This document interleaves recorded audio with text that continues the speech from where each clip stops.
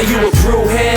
I'm a brewhead. Are you a brewhead? I'm a brewhead. Y'all are brewheads? Yeah, we brewheads. So pour a glass of craft beer, we can do this. Yeah. What's good, y'all? This is Cee, Certified Brewhead. And I am Nathan from Nathan Does Beer. And welcome to episode 182 of Beer and Other Shit, the podcast Adjunct series. Nathaniel, this is the banger. It is indeed. I'm excited to have this one back again. Oh yeah, this the first time this gentleman came on the pod was early last year, February 2023. Yeah, and blew our collective minds. Indeed. I was thinking about it before, and I think it might potentially be my most visited brewery since. That sounds right. Like based on like how often you've been telling me that you're there and how often I've been seeing that you're there. Like that's probably like definitely in the top 3 for you, I would say. Yeah, it's got to be. I should do the math on that. But it's like a place I love to take people if they come in from out of town. Next time, if you're here long enough, I know it's a bit more of a hike for us both, but it's worth the trip down. But yeah, it's just such a vibe, and the food is impeccable, which we'll definitely talk more about. Now that last time we hadn't experienced it, you still haven't been, right? I still haven't been. No. God damn it. Okay, well we can yap about it even more. Yeah.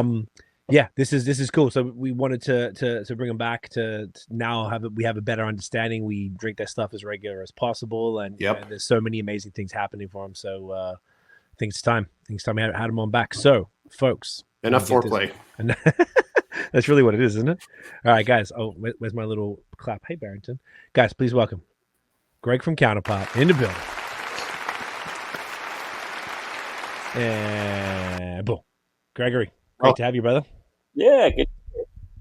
Man, everything it's been awesome watching from the last 18 months, I guess.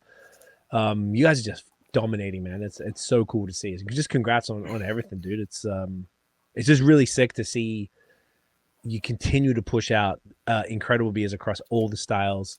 Everybody I know who knows who you are loses their shit over what you're doing, and not to mention the experience in the brew pub, the food, the whole thing, top to bottom, man. Just congrats on winning at beer. Thank you. Yeah, we're certainly tried our best, so appreciate that. Hey, man, it's a beautiful thing. So great pod. We're excited to. It's kind of great timing, and this was your idea, but we're recording this the night before Halloween, and. Do you do this every year? You did, right? Halloween release? They've gotten bigger every year. Like in years past, we didn't necessarily make a bigger release out of it. We just did some Halloween themed releases that we would have done anyways. Gotcha. It's the first year that we kind of loaded up and released seven beers this year. Amazing. It's perfect. So we're going to go through 5 of them. So it's a big night. So we're going to start with some haze right here. This is this little guy, Monsters in My Head IPA. Tell us about this one, big dog. Looks wicked can art. Super fun. Yeah, so it's Simcoe, Mosaic, and Mosaic Cryo. Okay. Which it's the first time in a little bit that we've done kind of more traditional kind of hops. Like we're using a lot more like New Zealand stuff, a lot more freestyle stuff these days. But yeah, I love the way that it came out. Super fruit forward. Pretty tropical, lots of citrus. I really like the level of sweetness and body on this too. For IPAs, like 6.5% IPAs, it's something that we're constantly working on. Is dialing in the sweetness, dialing in the body. That's an ongoing kind of thing for us. But yeah, really happy to hear. Or really happy with how it came out, and yeah, interested to hear what you guys think. I'll grab myself a can too. Yes. Yeah, go for it. Yeah, I'm stoked for this. It was we said it was Simcoe Mosaic Cryo. Yeah. Super fire. It's got a wicked tropical nose. Yeah, the nose is like punchy. Yeah. The 6.5, you guys, I love that you do that. It's my favorite IPA across the board. 6.5. I think it's just that money zone, and it tends to be. Do you have a reason why you do it, or is it like a thing? Because obviously a lot of cats are doing it, but I wasn't sure why. Yeah, when we first opened, we kind of, for me, like IPA starts at 6.5%. Gotcha. It's a pretty subjective thing. But yeah, I think 6.5 is kind of where an IPA starts. And we would often do 7%, 7.2. When we open, we've now just put them all at 6.5. And the big reason, just as a consumer, is I want there to be a a significant, like 1.5%, 2% difference between an IPA and a double IPA. Yeah. Like I when I'm drinking like a 7.2% thing, I find myself kind of caught in between. Like I didn't necessarily want a double. I didn't necessarily like it. Like, yeah, but exactly. I wanted an IPA, but now I'm getting closer to a double IPA. So it's just having like I like that gap between a single IPA and a double IPA. You know what? That's such a good point, because the one thing about American beer that always I find a little frustrating, you get IPAs and they're all over the shop, 6.2, 7.1, and it's still put as like a single, or even the doubles like 8.5, 9.2. Or like they're just all over, and I find that there's just it can be a little. You're right. It's a strange drinking experience, like to. I remember even looking at one of the cans from the like from the Bell's IPA pack, that like the hazy hearted like billed as a single, but it's 7.5%. Like we're only half a percent away from double territory at that point. It really is. It's odd, right? That's kind of like no man's territory for me. Like when you get into like IPAs, I think are like 6.5 to 7.2 on the high end, and then doubles are like 8 to 8.5, 8.8 on the high end. When you get like a 6% IPA or like a 7.5% double IPA, or like I think you kind of that's kind of no man's land for me. Yep. Yeah, I'm with you. It always throws me off, gentlemen. Great to have you back on, man. Cheers, boys. Cheers. Cheers. Get in ya.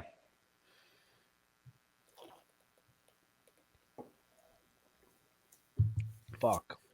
Oh, dude, that is spectacular. The body is always something that I feel like you really drill down on, like you really nail that. And on top of that, there's some. So Simcoe's an interest. You do the selections, right, for the hops. So it's selected Simcoe. No, it's not. Yeah. Oh wow, that speaks more to your brewing skill then. Yeah, we're not as IPA focused. Like we brew a ton of IPA, but not nearly to the extent that a lot of the breweries do. From the every, maybe 1 out of every 2 beers is an IPA for us, whereas a lot of breweries it's 4 out of 5 or 7 or whatever. So we're not at the level like really to be able to contract easily. We need to gotcha. Partner with some other breweries, and we'd be the we wouldn't be bringing as much to the table from a usage standpoint. Interesting. Yeah, I guess there's like a volume thing for those guys to do. Yeah, and when we brew those beers, like we'd definitely be on the high end for our rates, but we don't brew them quite as frequently as some of the other breweries. Gotcha. Well, even all that said, the Simcoe can often, I find, like what's the word, like overpower, I guess, with that real dank citrus. So I feel like you've got it. Like, was it just like a low amount of citrus of Simcoe? Was it like a smaller percentage? Simcoe was 50%. Jeez, yeah, 50. Okay. And then the other half was Mosaic, with half of that being cryo. Okay. But I find you need to pair it with another another hop that's going to bring some fruit, and then also have enough sweetness that it kind of stays in that fruity direction, versus if it gets too dry, it can kind of go in more of a piney or dank direction. Right. Yeah, it sure can. And I'm getting a ton of like orange zest on this. Yeah. Which along with the kind of blueberry like mosaic blueberry, like kind of thing, like that's really coming through a lot. Yeah, I would have thought that personally. Maybe it's just the experience from different beers with Simcoe. I always think that the Simcoe, whenever it's in an IPA lineup, is always like the overpowering one. Like you put Galaxy in anything, and it's just a Galaxy fest. But this is perfect. The blue, unless it's, I don't know what's going on with my palate, but it's like it's just so fruity. Like it's out of control. Like the blueberry doesn't always shine through for me with Mosaic, but here it's like popping. Mm-hmm. And it's working. I feel like mango, like sticky candied pineapple. Yeah. Yeah. I get that candied fruit note for sure. Everyone's got their opinion. Obviously, these are pretty subjective things, but for me, it's like Simcoe is a pretty safe one. Like it plays well with most other hops. Like it's pretty reliable. Like Citra, we count on heavily to kind of, you can throw it in any mix and it makes other hops better. Simcoe's right there for me. It's one that we have a lot of success with. Interesting. I love it. And obviously this is fresh as possible. It's like a week old, which is great. Yeah, I guess last Wednesday. Yeah. Last Wednesday. I love that. Do you have a personal preference for age of haze? Actually, 2-part question. Do you have a personal preference where you personally like to drink hazy IPAs at a certain age? And then second part, do you have maybe like a top end for Counterpart IPAs where you feel like that's where they can start to drop? Yeah, I think a bit of an outlier on this one in that, like, I like IPAs as fresh as possible. I'm not one to sit on an IPA for a week even, and like I like it almost best in the tank before we package it. So from like I think for our IPAs they hold on really well.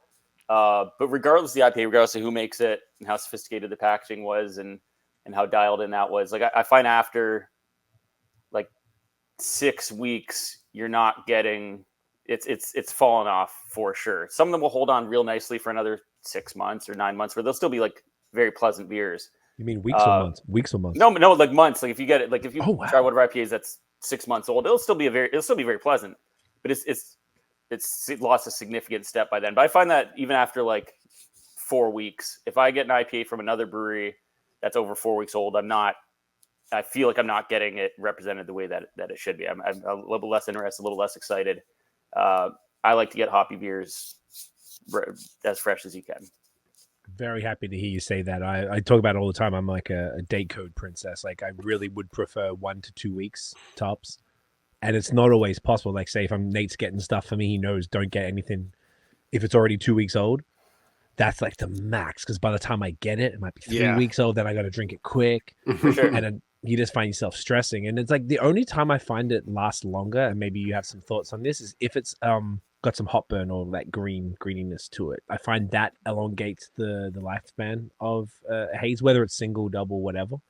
I don't know if there's any science to that, but it feels like as a preservative, perhaps, like what hops tend to do, it kind of like keeps those flavors like big and round and still punchy, as opposed to that like sticky malt drop off where all of those tropical flavors kind of disappear. Do you have any thoughts on that? Yeah, like again, I like hops to be front and center. I like to be super vibrant. Like I know what you're talking about in terms of that hop burn, but like I kind of generally like that. If it's too bitter, for example, like that's something that I don't like. An age will, like if you let it age for a bit, it'll dial down the bitterness, but you're losing all that fruit character as well.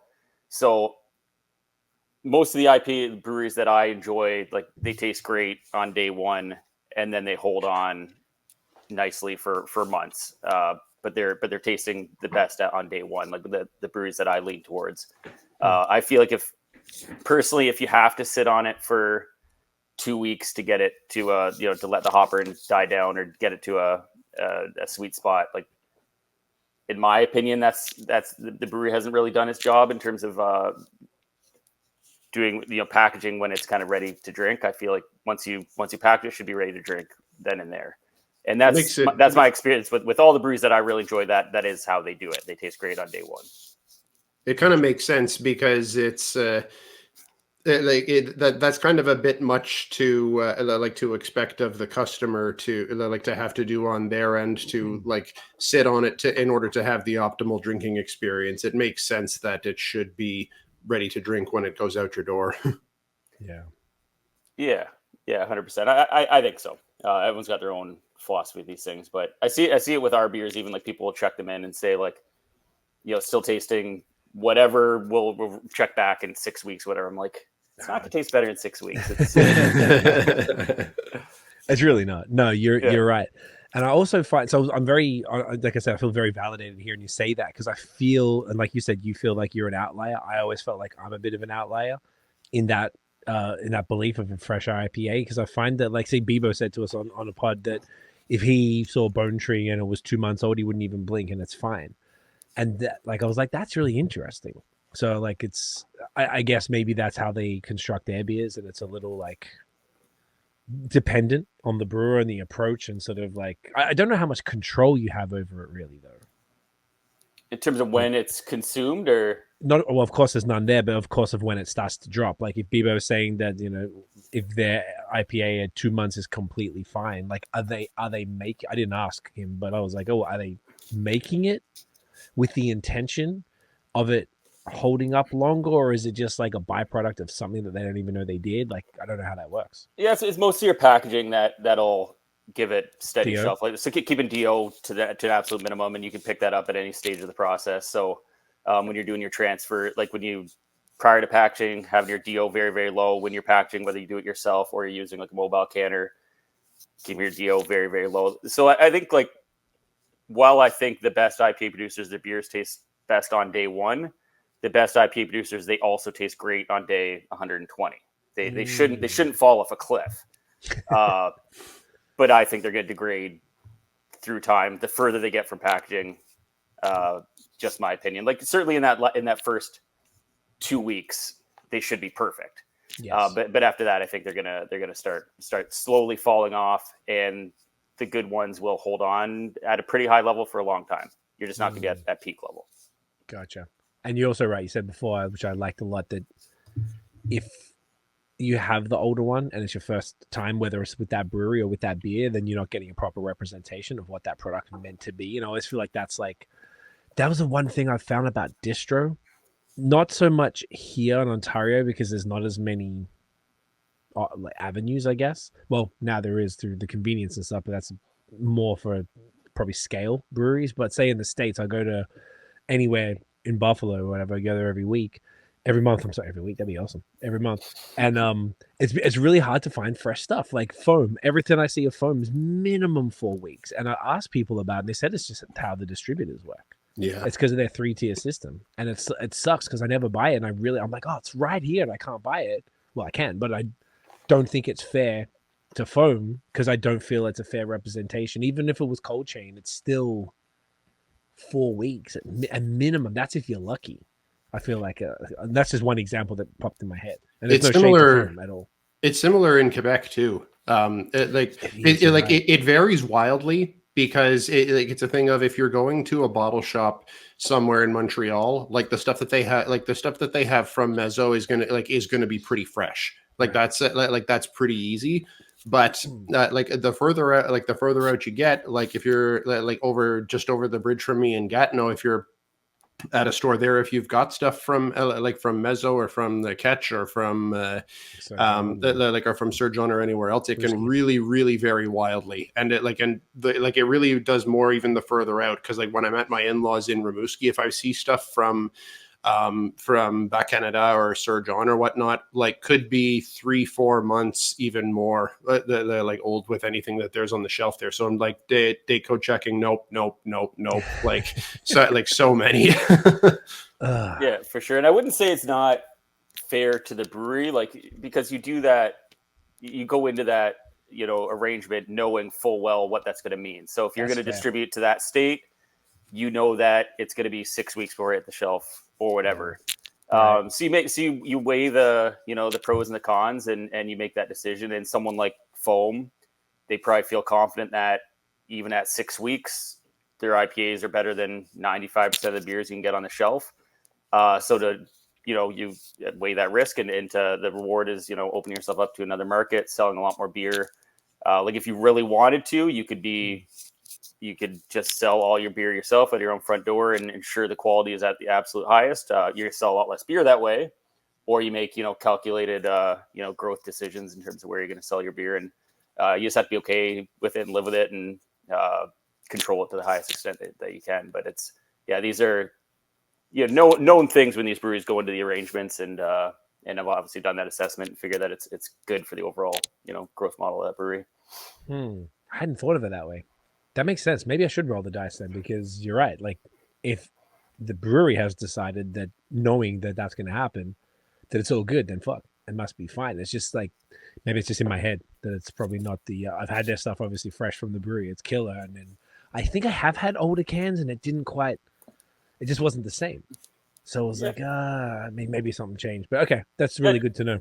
Doesn't mean that's a good decision either. Like just because the brewery decided to go ahead with that. Like maybe it's a poor decision and they're sending poor beer out of the market. Foam would not be an example of that because their beer is phenomenal, or the beer is phenomenal. Yeah, exactly. But I think a lot of breweries choose volume and growth over quality, and they're sending a lot of suboptimal beer out there. So that's certainly a thing too. Just because the brewery made that decision doesn't mean it's a good decision for the beer. Yeah, it's a calculation for sure. Yeah. Yeah, no, you're right. It's fascinating. I guess before we get into the Halloween release, do you have any thoughts, since we're just talking about distro, of any of the the new stuff that's here with the convenience and all of this? Does that benefit you? Does it interest you? Is it good, bad, neither? I would say neither. Like, I haven't spent much time thinking about or going down that path. Like, we were chatting a little before this started. Like, for us, for our distribution, our sales outside the brewery, it's been very much like an organic thing where we partner with licensees that generally reach out to us and have an interest in carrying our beer. And then we suss it out in terms of thinking whether it's a good fit. And then we end up, having a relationship with that licensee. And when it comes to grocery stores and convenience stores and things like that, like, we haven't had any of them reach out to us. In my limited experience, just what's available in town, like, I don't see anyone corner stores like having a good beer selection and treating beer properly. And Right. so it's not something that I think is going to be a huge advantage for us. I think it could get there, and it certainly offers some opportunities, but at least in the short medium term, it's not going to move the needle for us one way or another. That makes sense. From what people have told me, I don't think there's outreach, and I think you have to reach out. What is that? I think I heard either 3,000 or 5,000 convenience stores across the province, like some, very highly significant number. Mm-hmm. And every single one of them, for the most part, are family owned. So like different people who were never in the beer business, they're in the gas business or the convenience business or whatever it is. So they, like you said, they don't know how to handle beer. They don't know like I went into the one actually near Badlands, and they just had this big. It was the first time I'd seen it, just in the middle of the floor of the gas station, just piles of cases, but they can sell spirits, they can sell liquor. Do you guys know that? I couldn't believe it. No, I didn't. I know they could do RTDs. I didn't know they could do spirits. I saw bottles, like bottles of everything, like Jack and like whatever, like everything. Okay, I didn't realize that.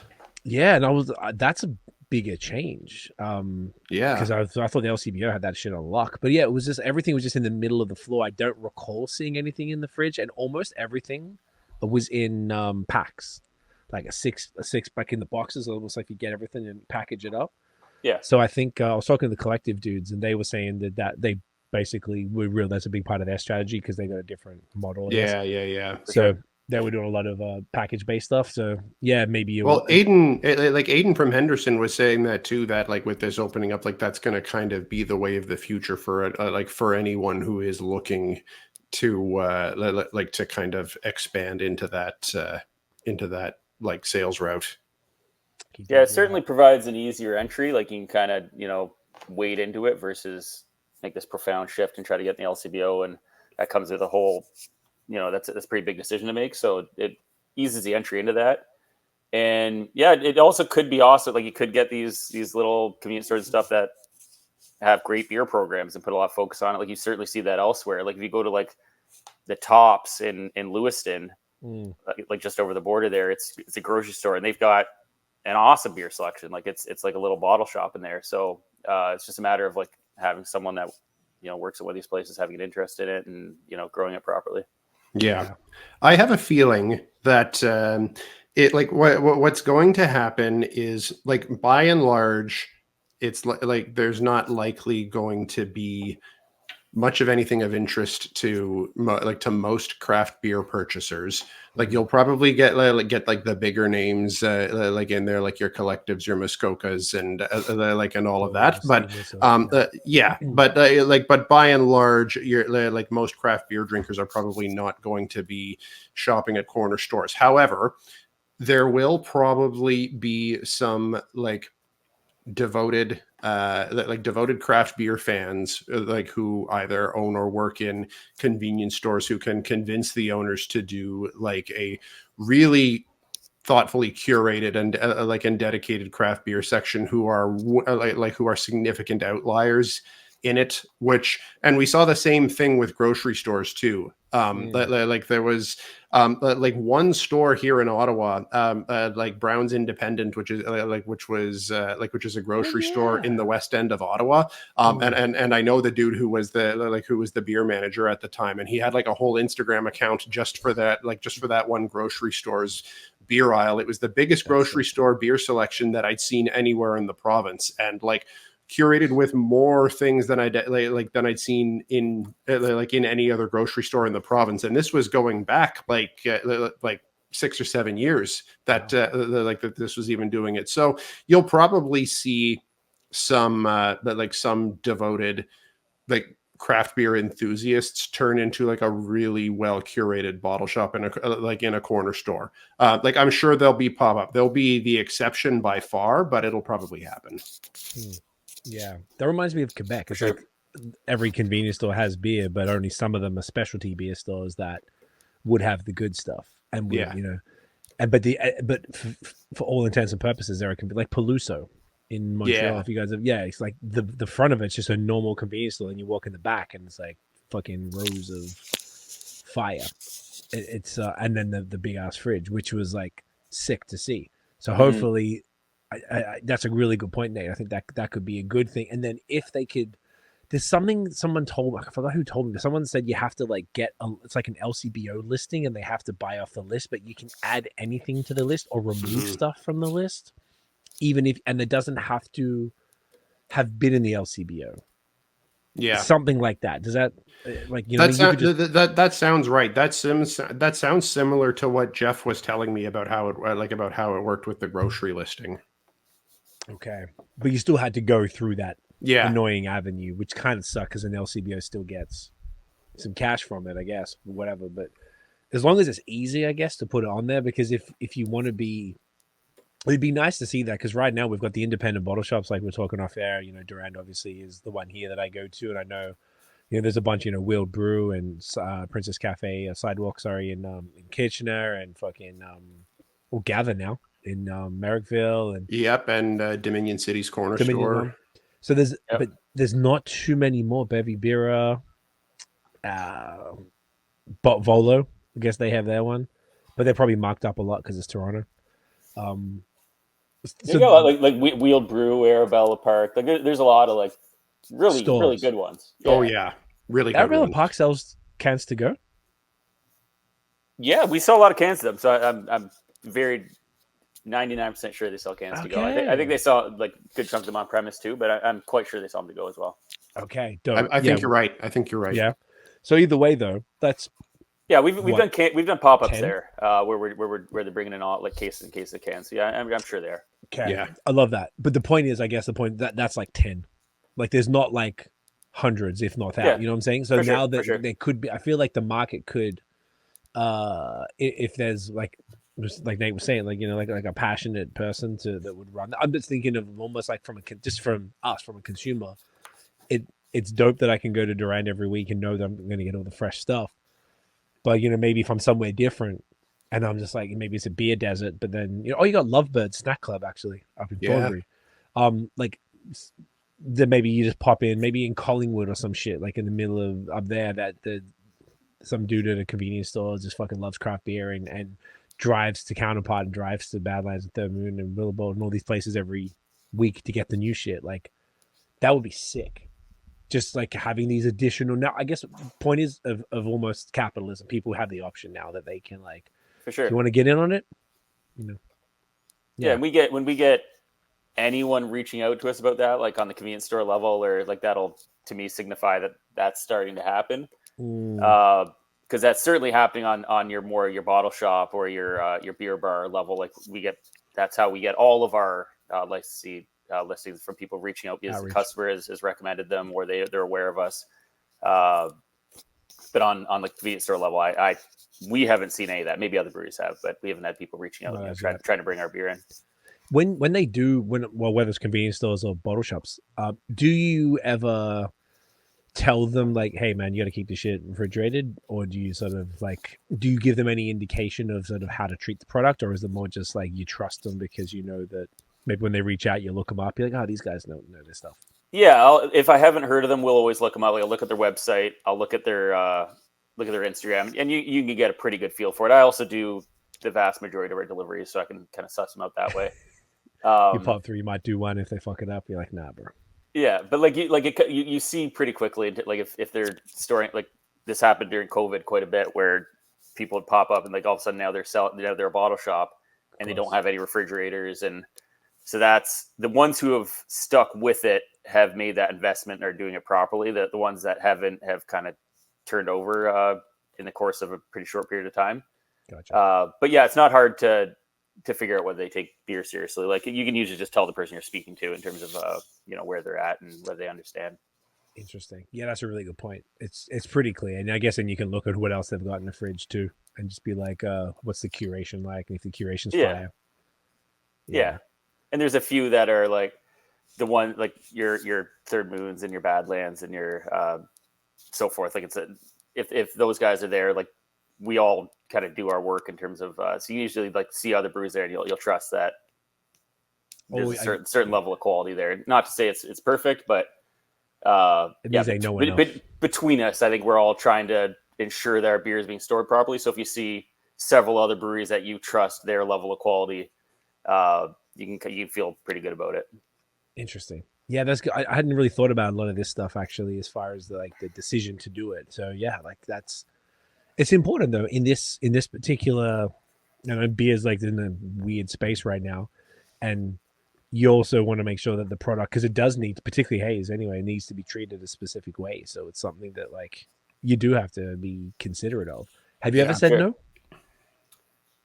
Yeah, we've said no lots of times through the years. Usually it's more of a like a really I'll throw like a Kelsey's out there, something like that, gotcha. Where we just don't feel it's a good fit, or don't like when we look at the rest of their beer list, it's just not something that makes sense for us at that time. But for the most part, if a licensee reaches out to us, it usually means that they already have a decent beer list. They're obviously showing interest in bringing in what they think is good beer. So it's been few and far between where we've had to say like no, we don't think it's a good fit. But there definitely has been occasions through the years. We've had less these days. But when we were like brand new and especially locally, like there's we weren't ready to really start distributing on that level anyways. But there's some place that we wanted to really protect our brand and make sure that beer is being served at its most optimal state, which we of course still do. But somewhere like hyper concerned out of the gate because your brand is brand new and fresh, and you want to curate every kind of experience. Yeah, that's really important. Yeah, where it really matters what what people's impressions are going to be as you're kind of building that reputation. Yeah, and like it's got to fit on the list. Like I won't say the places I went to because it's not about them, but I think Superflux brews Color and Shape out here through someone here. And I had it twice at two different establishments in September, and it was fine. It just kind of like I feel like it was just it was a little out of place on the list compared to all the other stuff, and I just felt like it was like I've had the beer multiple times fresh from the can, and this was not as good as that. And I know it is being brewed out here, so I was given a bit of grace there, but I almost felt like it was on draft, so at least it was kept cold, but like maybe it's not getting ordered enough, so therefore it comes back to the conversation about the age before, and then it's not a full representation. Like if I tried that beer like that for the first time, I wouldn't have been as blown away as I was when I'd had it from the can every time. Yeah. So it's a great point on that. And that's like that speaks again to it being a fit for the for the place, because if it doesn't feel like it's a fit, it's going to move slower, and the slower it moves, then like the less fresh the less fresh it's going to be as people are having it. Yeah. You look at the rest of their beer list and you get a sense of what their demographics like, and like we're not going to appeal to everybody. There's a lot of beer drinkers that we absolutely do not appeal to. So if you get a sense that the demographic for that establishment is not aligned with, like they're going to be trying our beer and say it's not bitter enough, or it's not clear enough, or it's not whatever, right? Like if we don't align with the consumer's expectations, then that's not a position we want to put ourselves in. We want to ideally position ourselves for success and put our beer into people's hands that are looking for, that type of experience. Yeah, that's an important calculation to make. So, I think Craig too, his glass is empty, as is mine. I feel like we should probably move on to the double IPA and start talking about the Halloween releases.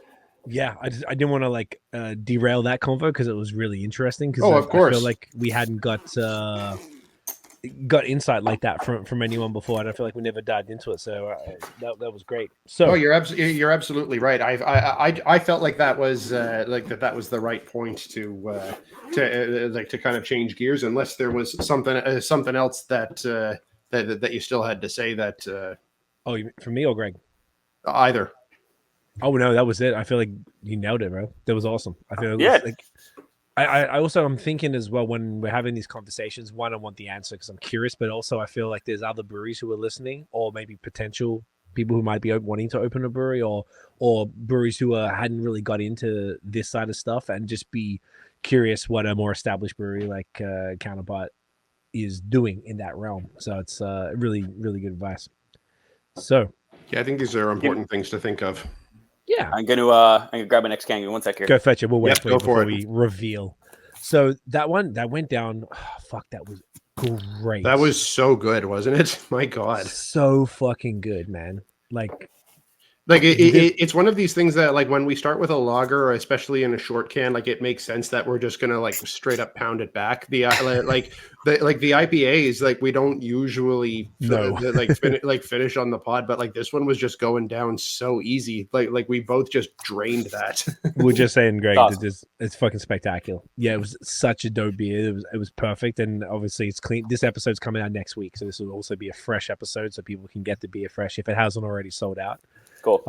So once again, so that was beer 1 of 7. We're not doing all 7 tonight. We could have, but we thought that's a bit of a waste. Oh my God, that would have been a very poor decision.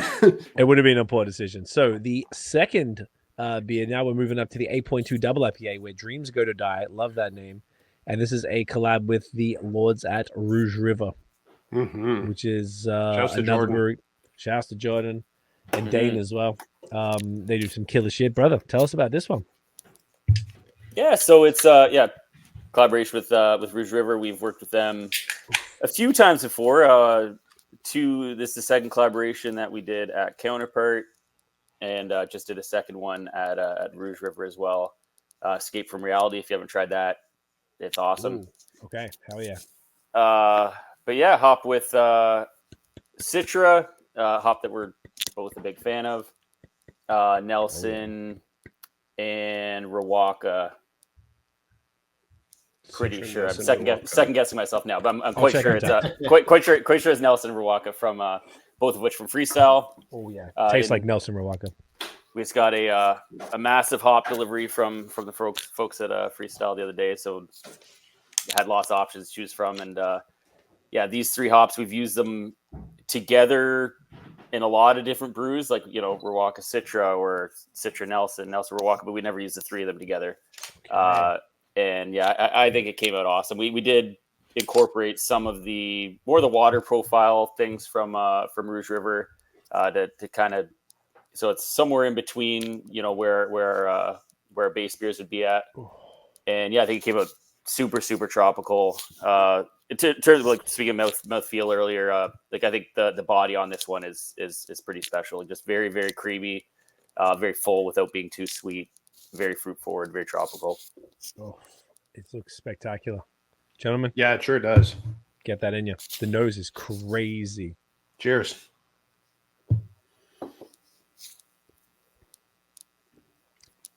Fuck, man. It's perfect. That is glorious. Citra Rawaka Nelson. Oh yeah, come on. That's insane. For a second. That's crazy. This also, just a week. Fuck. Do you find the doubles last longer than the singles? 100%, I do. Yeah, yep. Same. Okay. Yeah, the sweetness, just that added sweetness the added sweetness will carry it a lot further. It keeps hops fruity, drinking fruity longer. The drier the beer is, I find the more fleeting the hop profile is.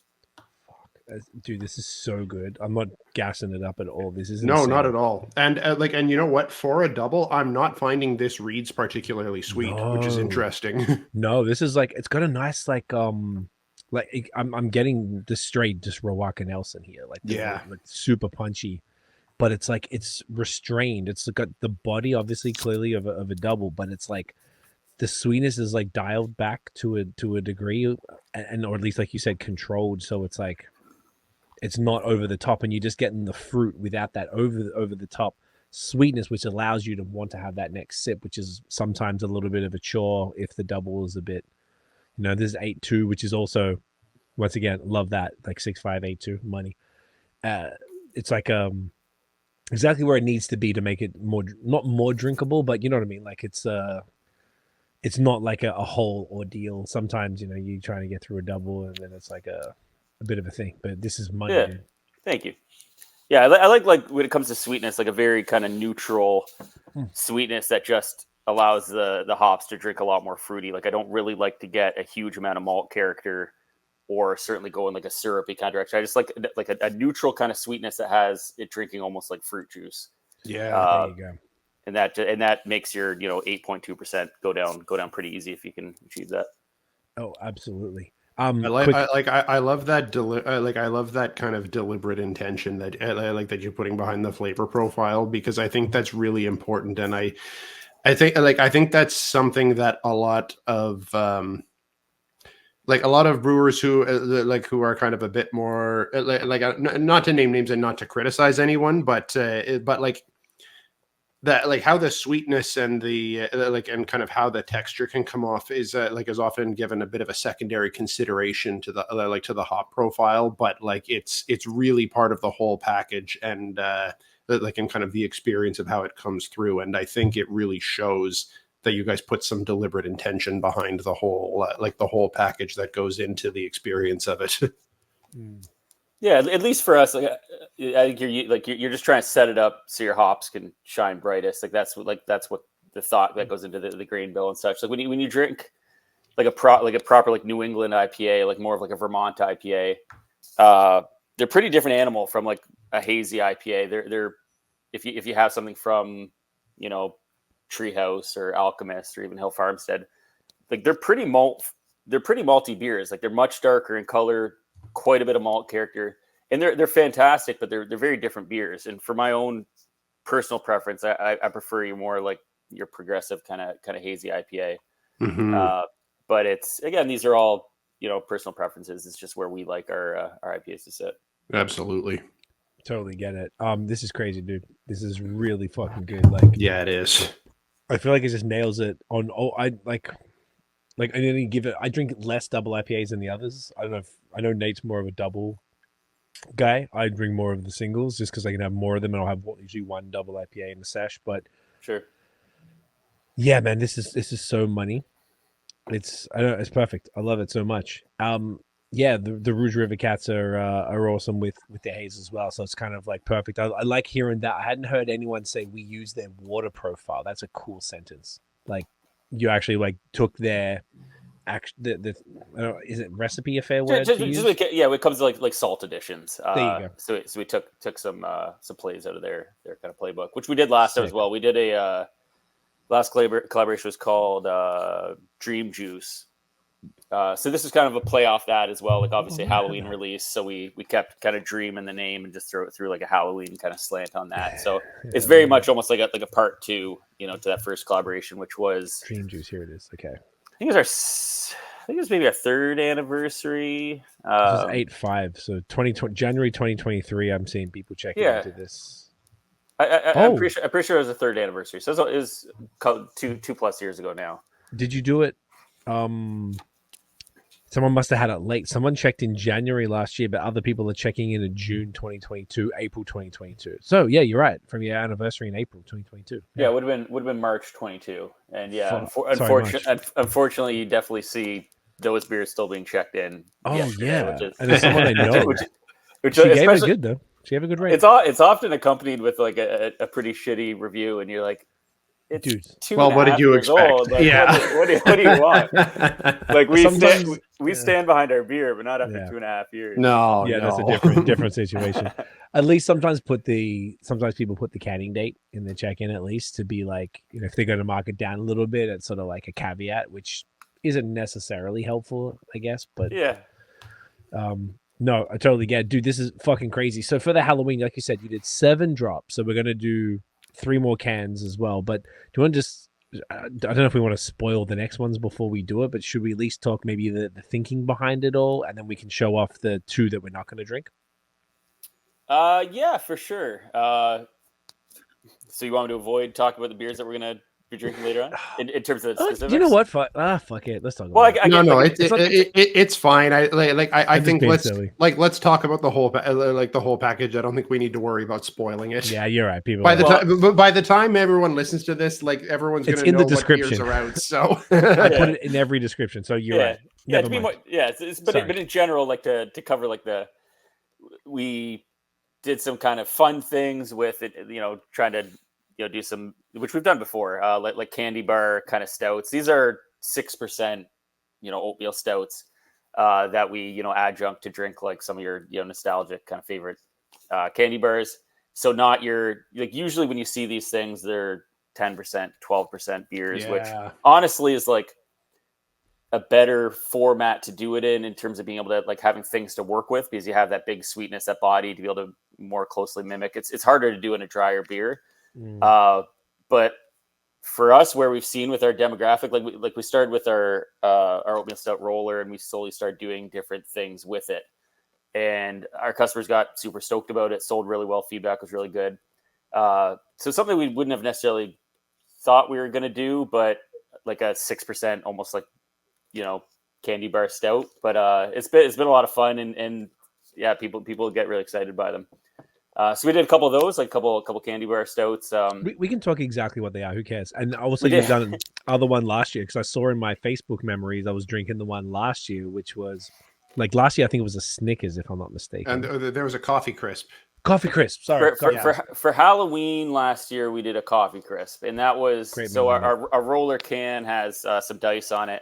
So for that one, we subbed out the dice for pumpkins and did like a Halloween kind of. And since then, we've just kind of leaned further and further into it. So now we rip off the candy bar's wrapper, basically. It's so good. But I think it's pushing the C and D. Yeah, but I think it's a fun thing to do. And if I were Snickers or Mars, we're bringing exposure to their brand. I think we're doing it pretty well. And these are small releases. We're not putting them on the LCBO shelf or anything, so we're not too worried about it. But yeah, we've kind of leaned further into that, and just kind of working our way through the candy bars and trying to find ones that have different flavor profiles, because so many of them are kind of similar, aren't they? Chocolate, nougat, caramel, whatever. Vanilla, peanut. So we're trying to choose ones that kind of allow us to do some different things.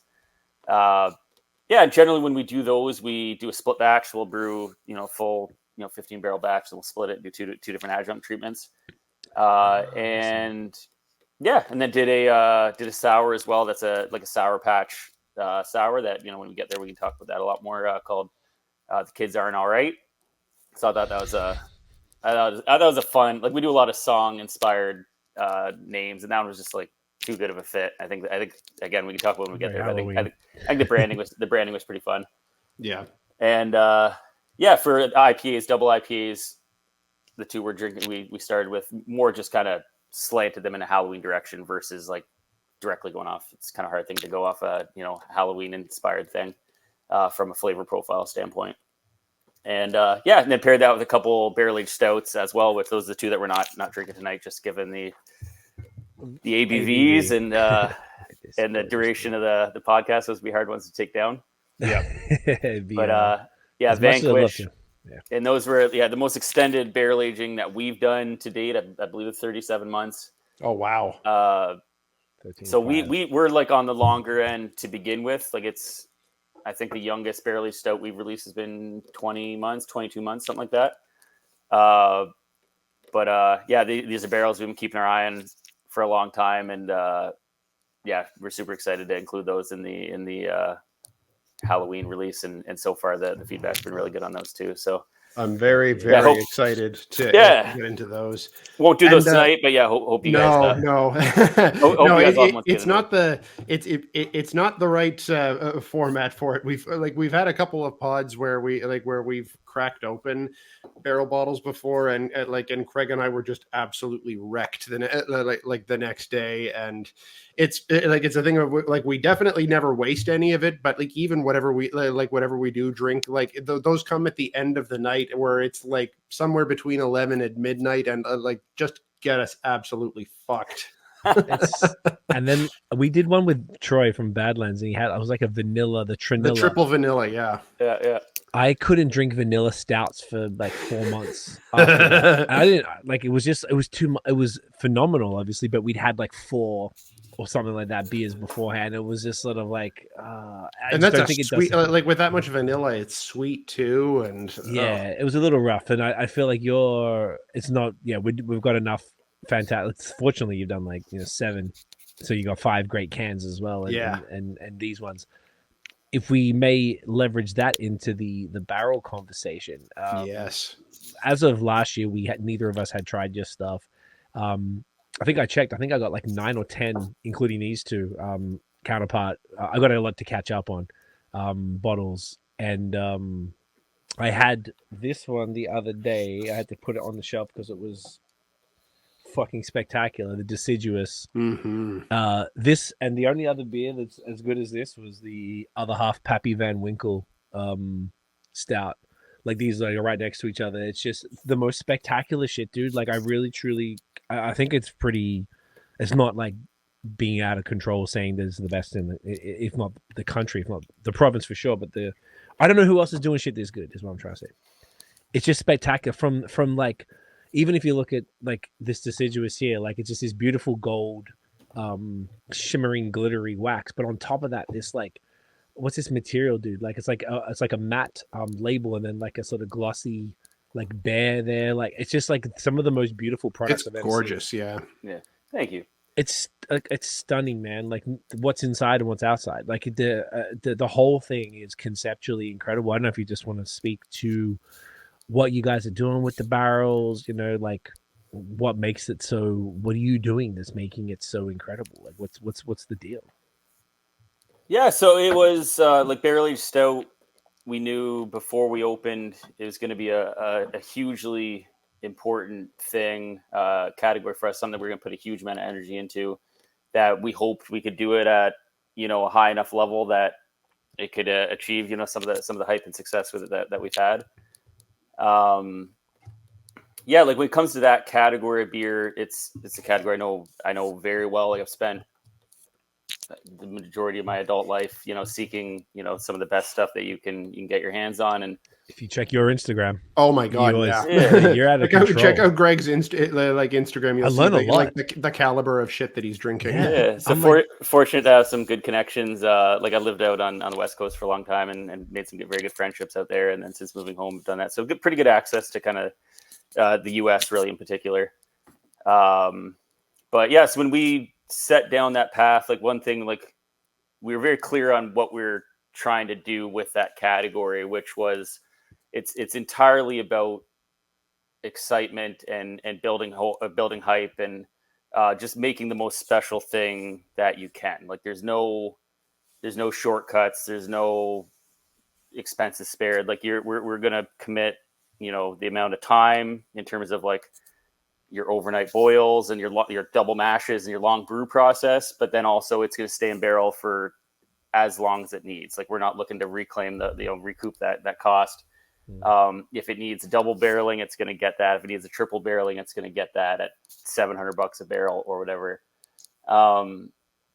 So yeah, like we're setting out to make the most special thing possible every time we do these things. And that's, I think that level of intention or that goal in itself sets you up kind of for success. The fact that you're gonna kind of accept no substitute to that.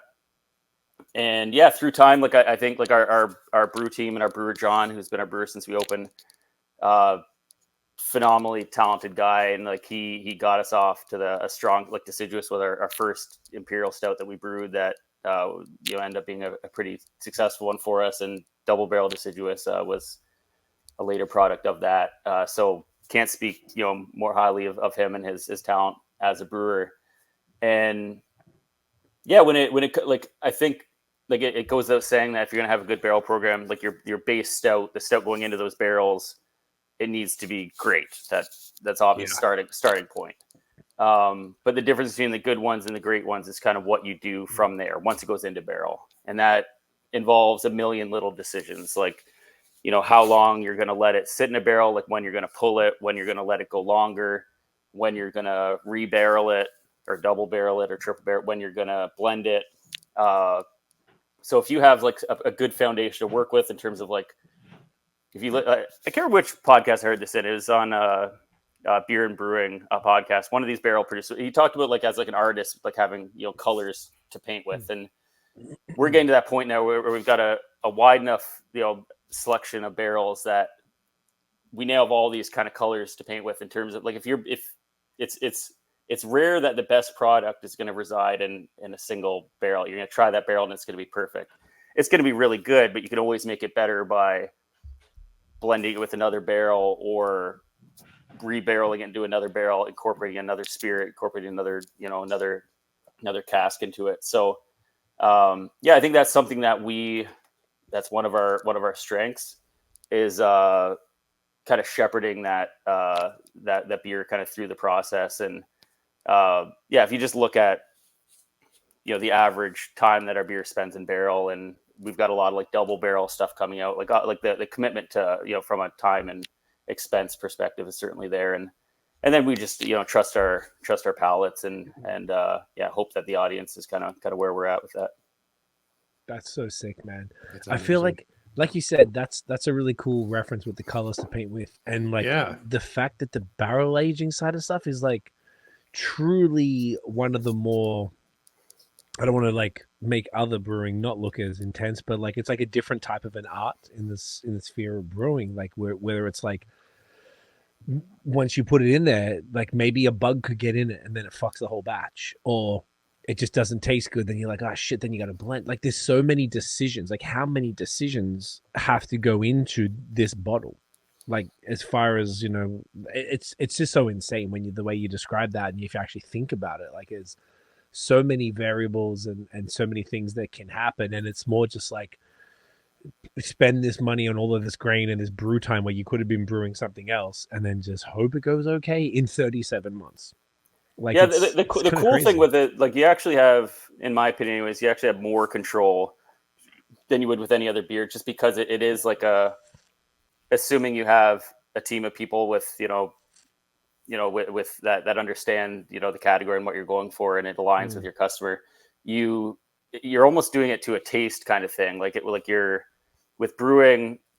You brew, like say an IPA, you brew the thing, you hit all your markers, and you hope that it goes well, but you can't really manipulate it once it's there. If it's not the best IPA you've ever done, you can't do anything else with it. You're not like it just kind of is what it is, which if you're doing them all the time, you're always going to end in a pretty good spot anyways. But when it comes to like barrel aging, you can really manipulate it through time. Because there's so many variables that you can tweak, whether it's, as I said, like more time, less time, a different barrel, a blend. Like the cool thing that we've discovered is, like now that we're getting into a lot of blending and with this one Vanquish, it was, I believe it was two Booker barrels that we started with, their 37 month and a Willet barrel.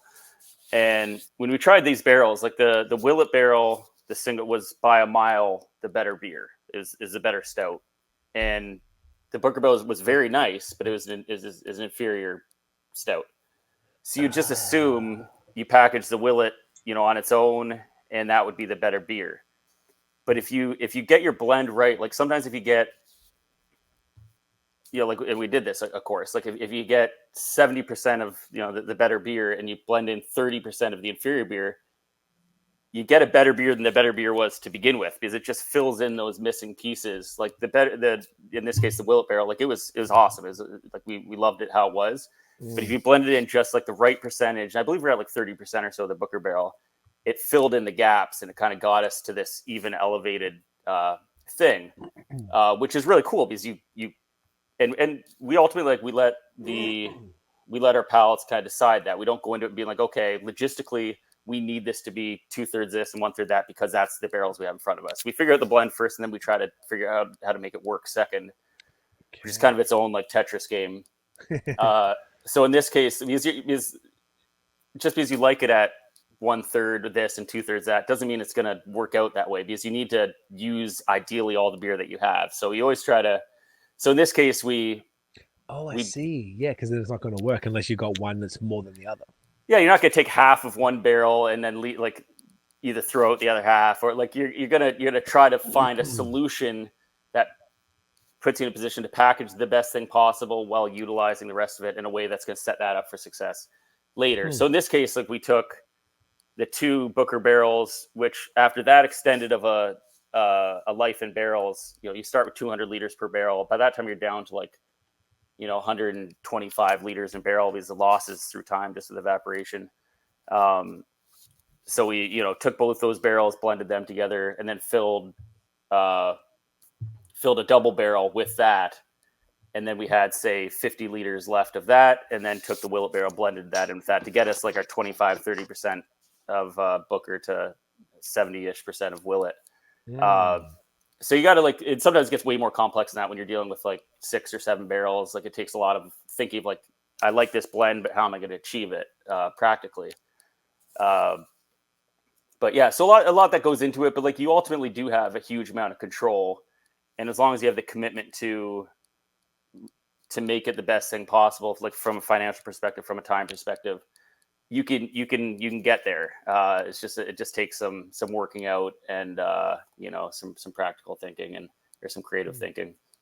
But yeah, I think that's something that we're really strong at as a team. We're pretty good at figuring out what we think, what tastes best and aligns with the customer, and then figure out a way to actually do that, from a logistics perspective. That's so cool.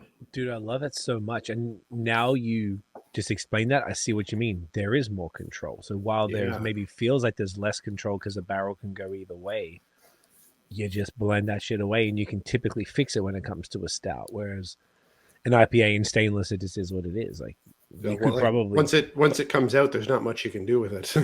Yeah, interesting.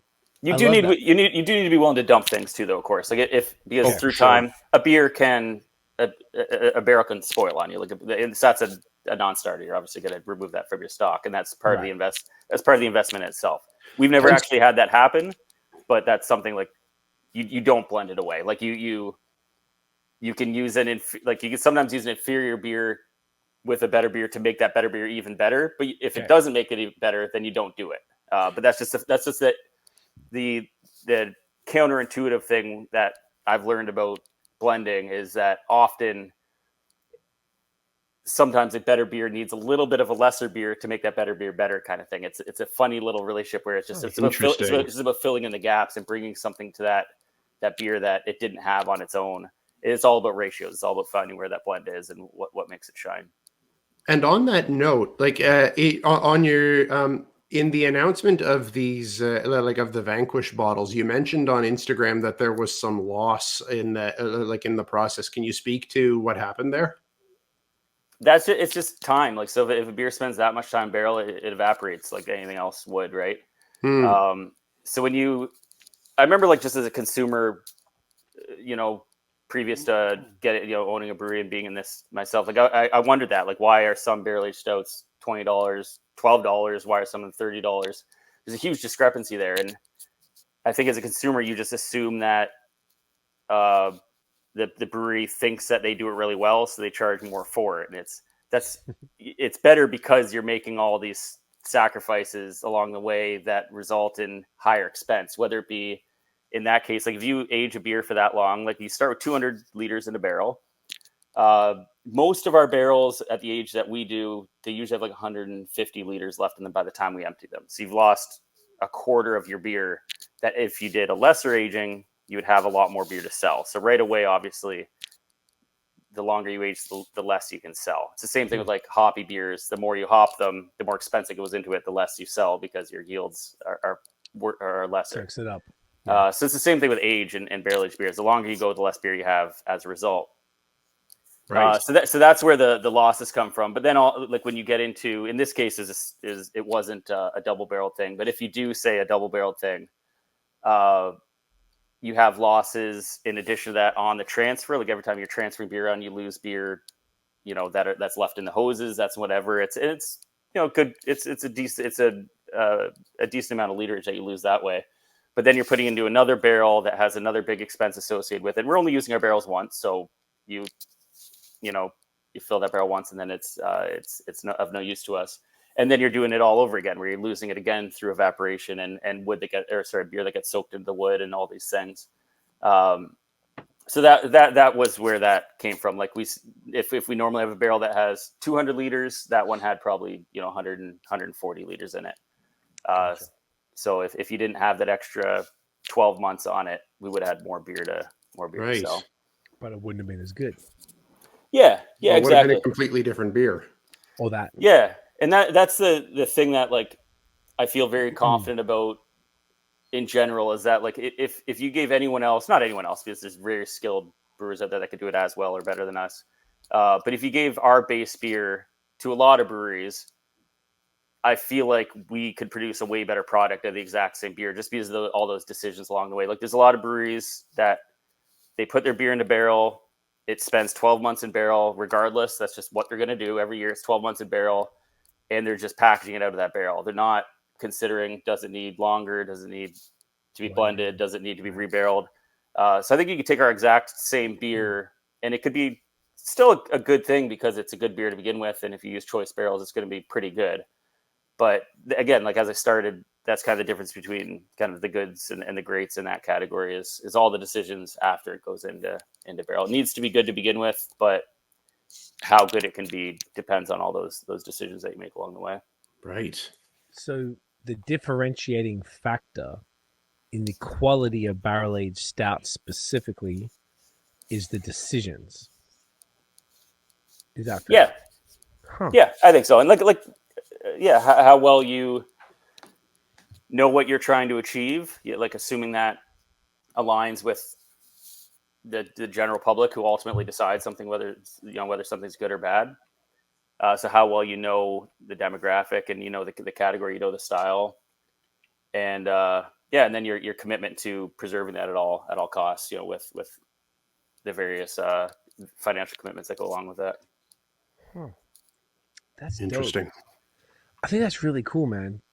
It's one of those things. I don't know. I've been getting more and more into stouts over the last few years, and just maybe during COVID, just been like when I'm in the States buying more stouts, and I've been drinking. Like normally it's Wednesdays my stout night, but I think I'm going to do it tomorrow, just to try and like get through the stock. To be honest, is part of it, and I just don't want any of these expensive ass beers to go to waste.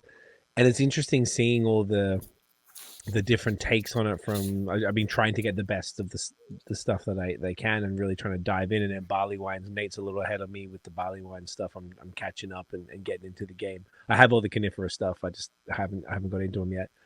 Cool. But it's like it's fascinating to see sort of just like the breadth of what stouts can be, and just how like they just it's such a dope like barrel aged stout specifically I'm referring to. It's just such a cool like subgenre, I guess, of beer that I feel like like it's almost it's hyper niche, but goddamn, it's crazy, and I hadn't heard it really being discussed that way. I feel like we never really did a deep. I've done a barrel podcast before with BG in Quebec, as in talking about just how that works with the selection and the pourings and the blends and all that stuff and whatever. But like, I feel like it's like there's so many things we could get into then, the way you're describing this, and like the fact that like the main thing is the decision. I think that's like such a cool like take from all of this, that's really what it is. Because if you, like you're saying, if someone just pulls it every year, because we do 12, it's not.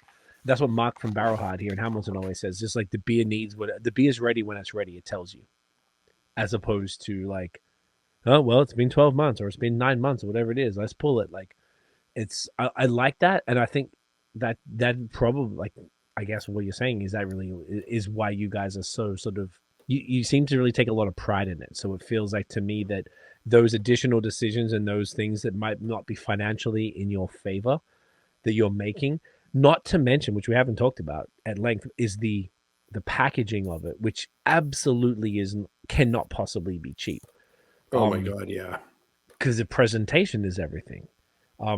It just seems like that's like the factors that makes a phenomenal stout. I love this so much. The presentation side of it, where does that come from you guys? Like whether it's like every single one, I was trying to find these ones out of because I got little like shelves in my cellar just over there, and I was looking at all the Counterpart ones. I have them all next to each other, and I was like, oh, these two dark ones here have got to be the Halloween ones. I pulled them. I was like, yeah, they were sick. The other ones are a lot brighter. You got like all these, like every single stout I have, like I said, seriously, I think 10 stouts right now, or 10 bottled barrel-aged beers from you, and they're all completely different wax. So every single time that's a different wax. That's a whole nother expense. Then there's the labels. The labels have different textures. the labels are nothing short of art. Oh Like, yeah. I don't know if you want to just... Like some of the nicest ones I've ever seen, and like my wife comments comments on them as well. Like they're nicer than most than most wine bottles Yes. that we've seen. They're just they're Objectively so gorgeous. exquisite. Yeah, I don't know if you want to speak to that a bit, man. Just because I feel like your branding overall is fire for the cans, but the bottles are on a whole other level. Yeah. Just do you want to just maybe speak to like where that comes from your thinking, like, you know, why put that much effort, money into this sort of exterior presentation? Yeah. First of all, thank you for saying that. That's very, very kind and a big compliment. I appreciate that.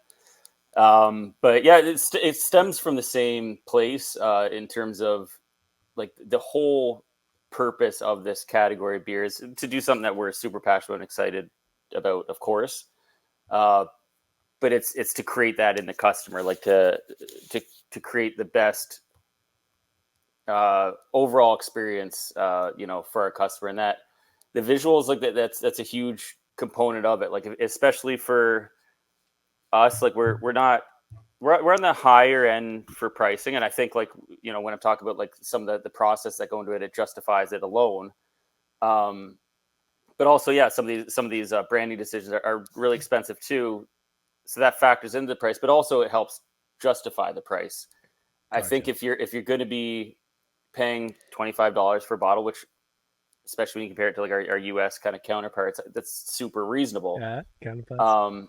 But it helps if the pack, like if you're looking at the thing and you're super excited to drink it, hopefully in part because you trust us as a brewery that we're going to produce something you're excited about. But if you're just excited by the aesthetics of it, like that's what marketing is, right? Like that sets you up for success. That's the whole point. And we start with the same philosophy that cost really doesn't matter. We're going to produce the very best thing possible for this category, and then we'll try to price it accordingly to make sure that we're, you know, making some margin on it. But it starts with like, let's produce the very best thing possible. So that's on the beer side. It's also on the branding side. And it is like, it's more expensive than you would think, especially when you're talking like really small volumes. So when you're doing a high-end label and you're trying to get 300 of them, like we've paid as much like $1.80 a label, like just for the sticker. What's the comparison for a can, say? Like 18 cents. Wow. Literally So 10. So 10 times the price. Yeah, so it's a big difference. Jeez. And if we can bundle a few of them together and get up to a slightly larger volume, like the lowest we've ever paid is probably 65 cents for a nice barrel aged label, just because we've been able to couple it with a couple other releases. But it's a big expense. The bottles are not cheap. They're all like, we use a little forehead filler, so it's very manually intensive, the process to fill them. And then the wax dipping, which I've done every bottle that we've ever released. I've personally dipped them. That's something that I love doing. I get excited about every time.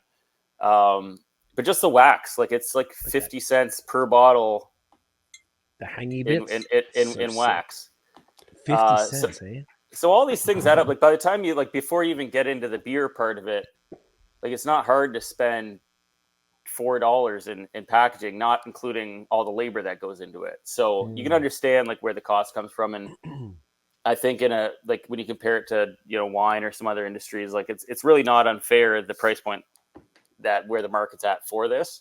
But it is what it is. You work within it. But even with that being the case, yeah, the goal is to produce the very best thing possible in every category. So just because we have the commitment to it doesn't mean that it's going to be the case. Fortunately, I think we have done a good job across the board, whether it be from the marketing side or the beer side itself. So like, I appreciate the kind words. A huge amount of effort goes into it. A huge amount of thought goes into it. So it's appreciated that it, you know, hits home for you guys and hopefully the customer at large. I think it does, man. Every single time you've had the drops, I was checking. I think I don't know where I saw it, whether it was DM or in a text or something. Or like you would put up like, hey man, because I don't get up, I go to bed late, so I didn't get up early to come for the drops. And I'm like, hey, I was like wanting the packs of like it was either the coniferous or deciduous or something, and I was texting you. You were like, let's just see how it goes. If it doesn't sell out, I'll put some aside for you. And I'm texting you at like noon, like, hey man, how'd it go? And you're like, yeah, I got the last 2 for you. And I was like, yeah, like please, thank you. And I'm down there in an hour, and like it's just like obviously people appreciate it as well, and I just feel like I don't know, like all of this barrel stuff is like a real, I was going to say guilty pleasure. I don't know if it's really what it is, but it's just such like it feels like I never felt ripped off personally as a consumer. God. No, not even just from Counterpart, but just period, where I'm just like, what goes into it. And now that you've really kind of laid that out at length for everybody, from the presentation side to the liquid side, it's like, this is like a labor of love. And it's not something that you're fucking sitting here counting, Scrooge McDuck money over. So it's, it's 300 bottles we're talking about. Like you said, like it's, it's small batch, and it's just exquisite stuff that, I don't know, it's just a pleasure to have the experience to drink. It's very, very fucking cool. I love it. Like it's special. It's a rare experience, like especially in numbers that small, Yeah, I think as a brewer, it's a category that gives you the opportunity to create the most special experience that you can for your consumer. And for me, that's been, as a consumer, that's been such a huge part of my journey. Like, anyone who knows me well knows that I have a stout every single Sunday, barrel-aged stout. My parents come over for a movie, I open a barrel-aged stout. And I look forward to that all week. I know what I'm drinking days in advance. And it's also the category, like I'm most likely or most quick to dump out too. Like if I open that beer and it's not where I want it to be, it's 14%. It's X amount. Like I'm not gonna waste my week on that. I respect that. I'm gonna open something that I'm more excited to drink. Like most of you have breweries that you trust, and they generally produce on a level that aligns with your excitement. But yeah, like the more that, it's a big responsibility. Like if someone's going to drink that, like you're consuming a good chunk of their drinking for the night. They're consuming from a price point perspective, it's a big responsibility. So, and you don't get a lot of leniency with customers or a lot of forgiveness. If you put out some sub-quality beer, like they're not going to trust you anymore. So it's gotta, if you're lucky enough to earn the trust, you got to keep it. I align with that 1,000%. I've got a similar thing. Like it's not every Sunday, but like Sunday afternoons are the days that I will crack like a big barrel aged stout or a barrel aged barley wine, and I take a very similar approach. That like if I'm not feeling like it's up to snuff, I'm not beyond dumping it, because I'm not going to waste. I'm not going to force myself to consume that many calories and at that high a level of alcohol if I'm not going to really enjoy it for like the next 2 hours, like kind of thing. It's a big commitment, on all kinds of levels. So if you're and particularly with, as you've described, if this is a weekly ritual and something that's really special to you, a beer that's just not hitting, you don't want to waste the experience on that. I really respect that. Yeah, for sure. And that doesn't mean it's not still a good product or very satisfactory product, but like, yeah, I want something exceptional in that. Like, that's what I'm looking forward to all week. And there's a lot of breweries that can deliver that with, consistency, and, others that don't. So like through time, the good ones kind of separate themselves, and that's who customers go back to. And I'm no different in that respect. I have breweries that I trust and breweries that I get super excited to drink. I like Absolutely. That as a brewery owner, but also still a consumer. Like you haven't forgotten your roots and being just as picky. I love that. I think that's it's key to hang on to that and not get kind of caught up in the other side sometimes, and just you still put your mentally you are your consumer too, type of thing. So you can think like them because you are still them. For sure. Is important. Yep. I love it. Speaking of stouts, I know we went a little over. We tried to every 30 minutes try to crash a new beer, but also I really wanted to finish that double. We were on a nice little vibe there. Yeah. Let's get into some of the lower ABV stouts here. Which one shall we start with, bro? What do you reckon? I would do probably the Mars first. Yeah, I find the adjuncts to be a little bit less, a little bit more subtle of the two. Okay. Do you mind if I go to the washroom real quick? Oh yeah. Let's have a pause. Let's have a quick Yeah, pause. let's do that. I got to change my camera battery Yes. anyways. We'll be back. And boom. All right. And guys. we're back. We are back, and it is time for some stouts. I love this series. Yeah. So this is the Roller Stout, Oatmeal Stout, Mars Bar. Where'd the name come from for this, by the way? Roller? Yeah. So our naming conventions have changed a fair amount through time, but initially they're a lot more random, for lack of a better word. Okay. I was driving, as in like gridlock, and the guy in front of me had a license plate that said Roller, and for whatever reason, I was thinking like Roller, rolled oats, oatmeal stout. I made that connection there somehow, and I was just thinking like that'd be a cool name for a stout. That was like one of the first probably 10 beers that we brewed.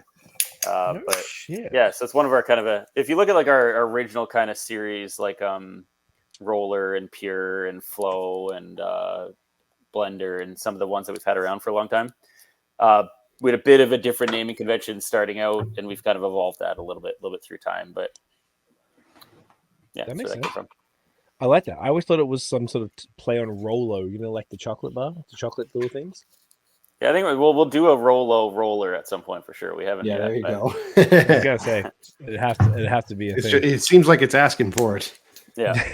I was gonna say it really is. Okay, amazing. So this one, like you said, 6% oatmeal stout.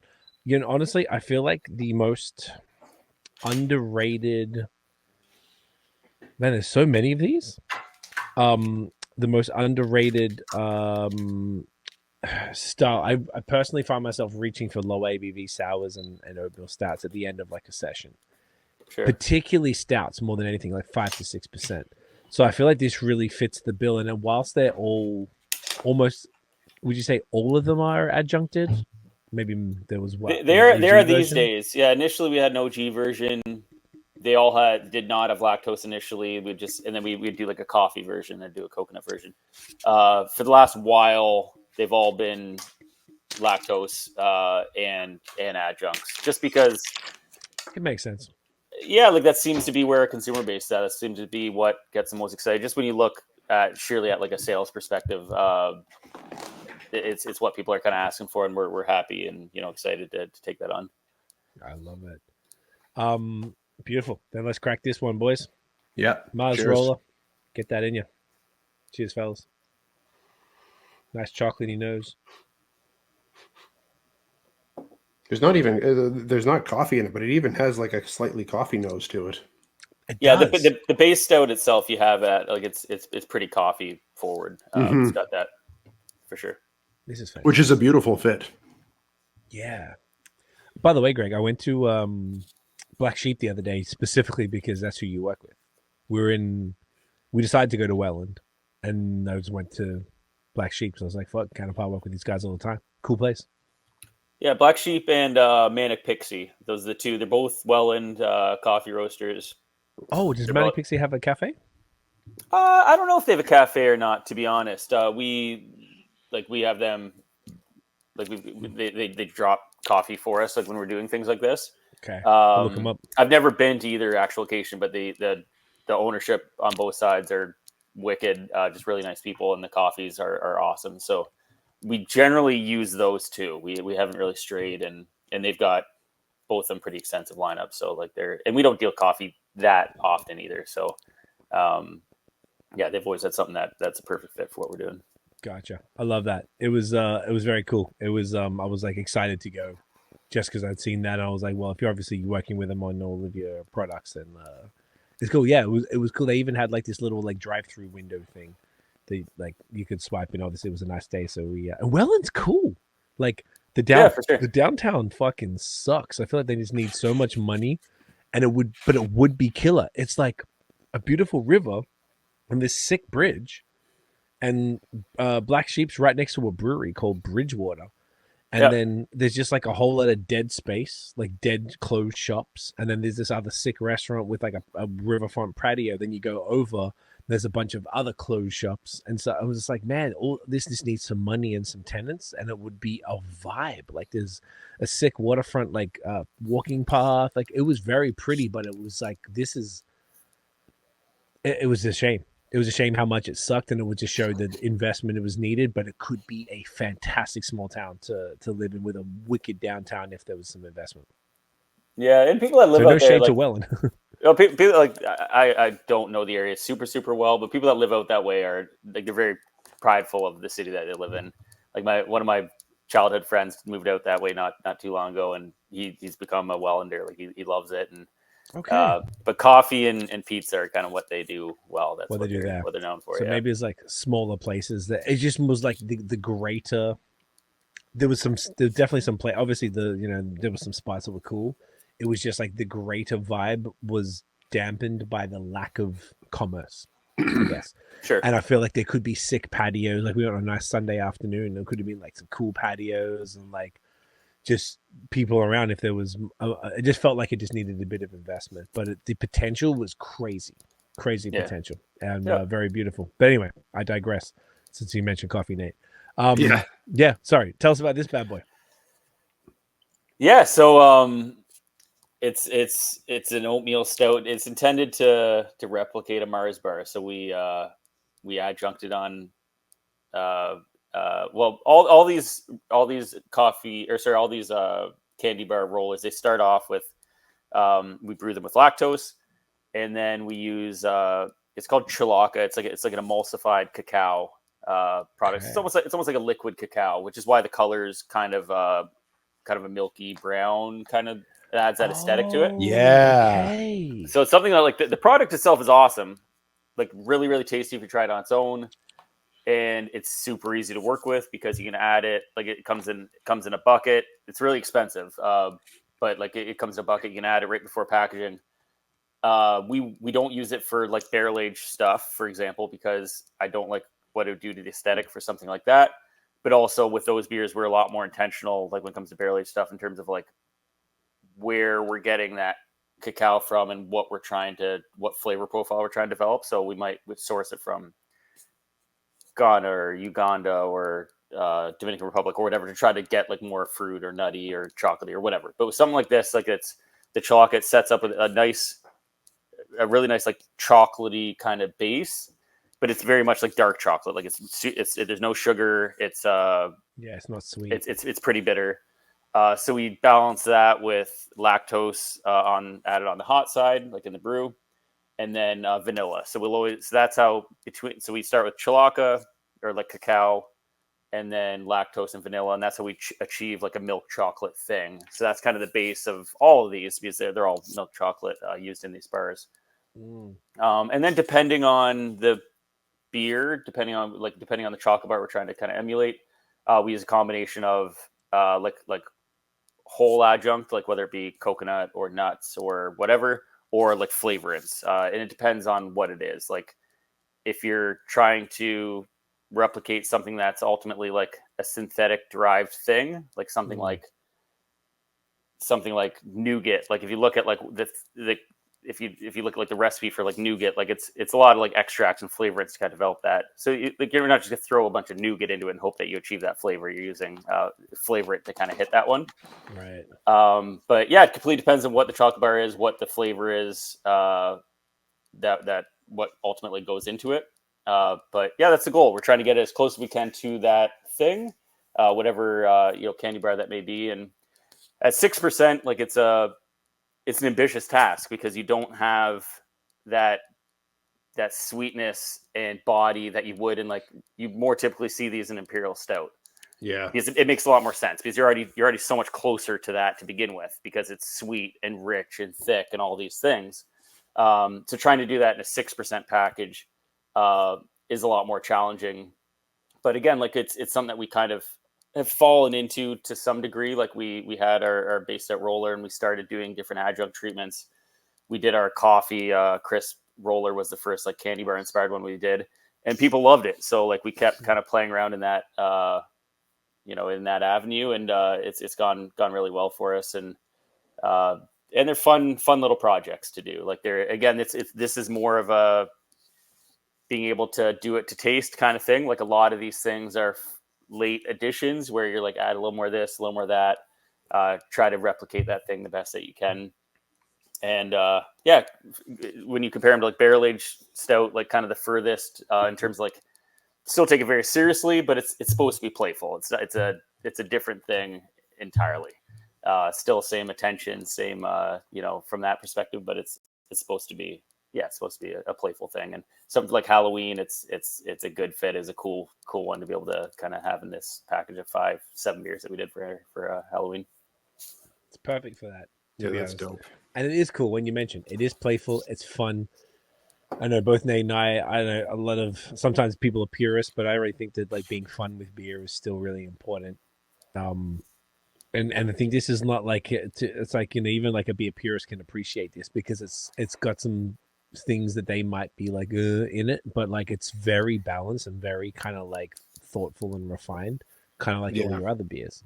So it doesn't feel like it's fun, and like we always use the word like innovation, which is as like the joke is people, back when, like, remember when everyone was mad at lactose back in like 2017, 2018, it was pretty funny times. Everyone was getting fucking their panties in a twist over that shit.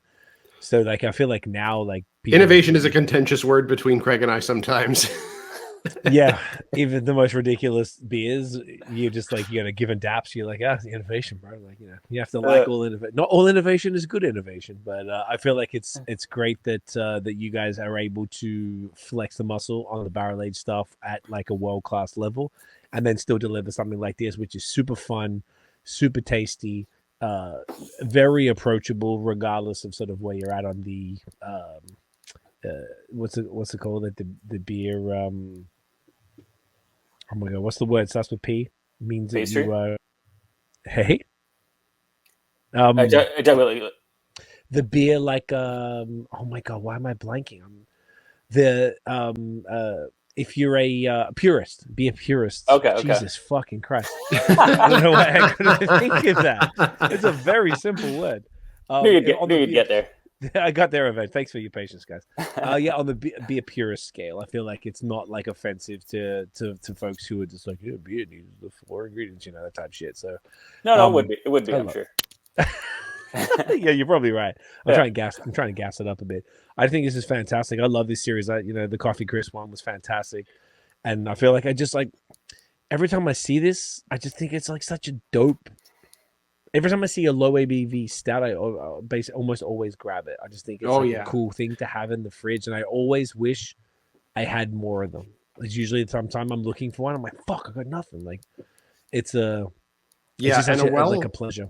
It absolutely is, and a well-made oatmeal stout is like truly a thing of beauty. And one thing I especially love about this is that, like, even with this being an adjunct laden stout.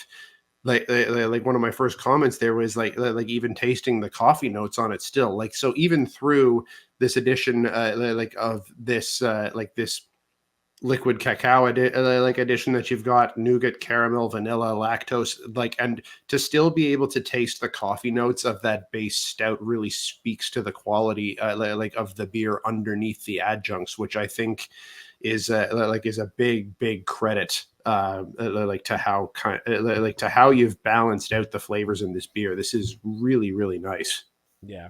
Thank you. Yeah, and we've had to as we've gotten more into these adjunct heavy things, we've had to change the base beer a fair amount to account for that in terms of the malt profile, so that it can stand up against those other things that we're adding this beer. Because if you're having an oatmeal stout on its own versus with all these adjuncts added to it, you need to play off those other ingredients that are going into it. So we have evolved that base beer through time, but the goal is to be drinkable still. Like it's intended to be kind of the counterpart to your pastry. Just subtly working that in there. Just subliminal. I see you. I respect it. So your flip side to like to pastry stouts, like because that's and to be honest, like that's a much That's a good point. better canvas to work from, as I said, for this type of thing. It's a more obvious direction, and like it's to still like do some of those fun things, but on a more drinkable level. And we sell a huge amount of this beer on draft, so that's a consideration for us as well. Like Yeah. for a lot of these breweries that are primarily putting things into cans, selling them out into the market, are all breweries. Their considerations, their priorities are a little bit different. So for something like this, we sell a lot of it on draft, and it's the thing that like these will often not have stouts on the list for the summer. Just seasonally, we'd shift things around a little bit depending on like the weather. All these things kind of play a factor. But we hear it from our customer base. I mean, we don't have a stout on. Like we hear it. They're a loud bunch that get in our ear. So yeah, when we bring them back, we with this series in particular, again, playful, fun, adventurous, but it's ideally still quality product at its kind of foundation. And these are intended to be pretty drinkable. So we do have a lot of people that'll try them, and they just, because of the description, because of like comparables they've had more in your pastry category, we'll hear a lot of like, oh, it's thin or it's not sweet enough. Or that is the intention. If we want it to be fuller, sweeter, it would be 10% or 12%. And that's a great place. That's a great place to live as well. But it's a different product entirely. It'd be weird to have a super sweet, thick 6% oatmeal stout. That wouldn't be an enjoyable thing. So it is intentional. Whether it kind of aligns with everyone's what everyone wants out of it is a different story. But it's something that we've had a lot of fun with and generally goes over really well. Love to hear it, man. It's beautiful. I want to shout out Will Cleveland. Everything I've checked into tonight on Untapped, he checked into it 8 hours ago. It said, did he come by today? He was there today. Yeah, I'm always there on Wednesdays. This week I switched my my Monday and my Wednesday because we had the guys from All My Friends there on Monday, and we had a final inspection we had to do on Monday as well. So I needed to be there. So I switched my days off. So I knew he was coming by today. I just assumed I'd be there. Totally forgot. So I had some beer set aside for him that I had to scramble and try to get from. But yeah, Will's the best. He was by to grab all of our Halloween stuff. Will's the man. Shouts to Will, man. I appreciate him a lot. So to bring it back to the barrel aged conversation, we didn't really get as deep into the barley wines, and that is something that you sort of was Coniferous. I imagine it wasn't the first barley wine that you dropped. Yeah, what? No, it was. Yeah, it's the first barley one that we. It was okay. That we released. We've got.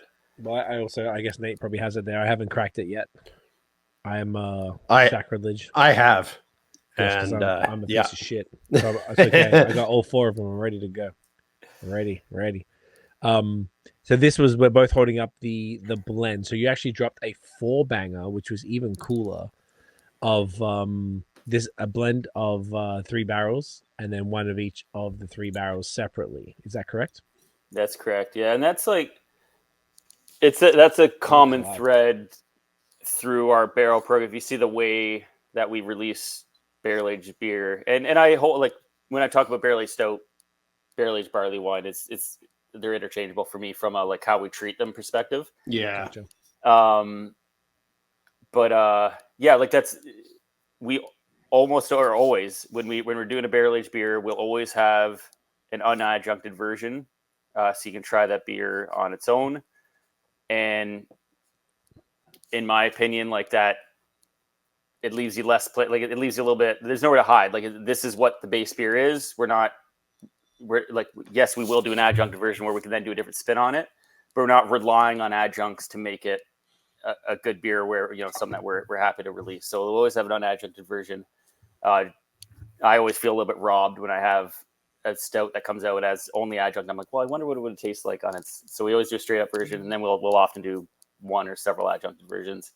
The other thing that we'll do, this is the first one, but something that we'll do a lot more with time, especially as we get into double barreling, and this is something that we've got a lot kind of in our future, will be things like this, where we'll have a blend, and then we'll have release them individually for the same reason. You can try it individually on its own, and then as a blend, it completely transforms the beer. Like, if you've worked your way through the rotation, which I know, Nate, you have.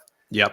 The 3 of them, they're very different beers. It's interesting to see everyone's opinion on which they like more, and they're wildly different. Like from an ABV perspective, they're all pretty close, but that's not always the case. Like we've got a double barrel aged Synergy coming out for just before Christmas. We're going to release that, and we did a Heaven Hill version of it and Knob Creek version of it. Both of them we got huge alcohol, and like I think the one's like 15.3 and the other one's like 16.5 or something like that, like ABV. Let's go.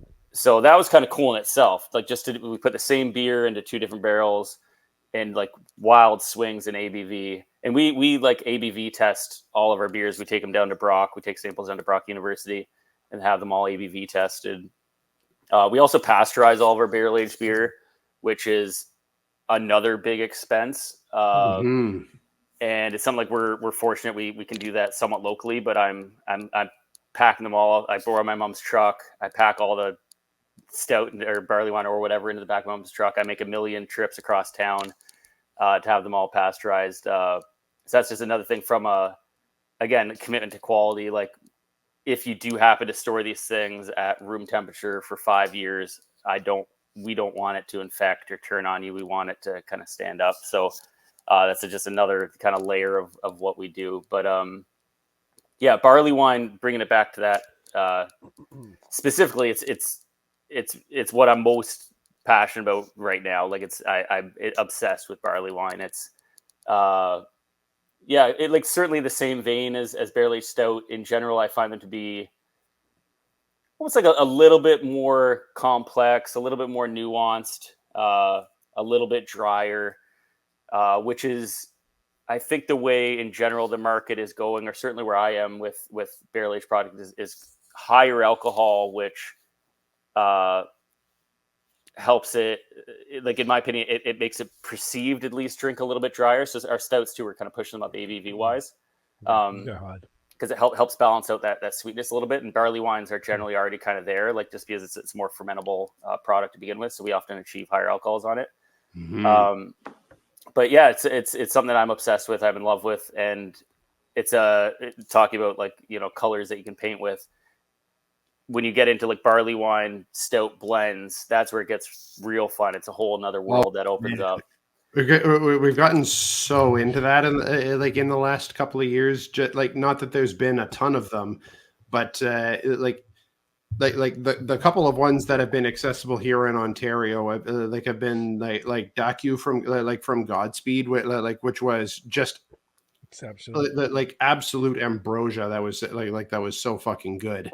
With their iteration of of Pêché with their barley wine was like just spectacular. And then Third Moon doing doing Time Takes Time as well. Like it's that's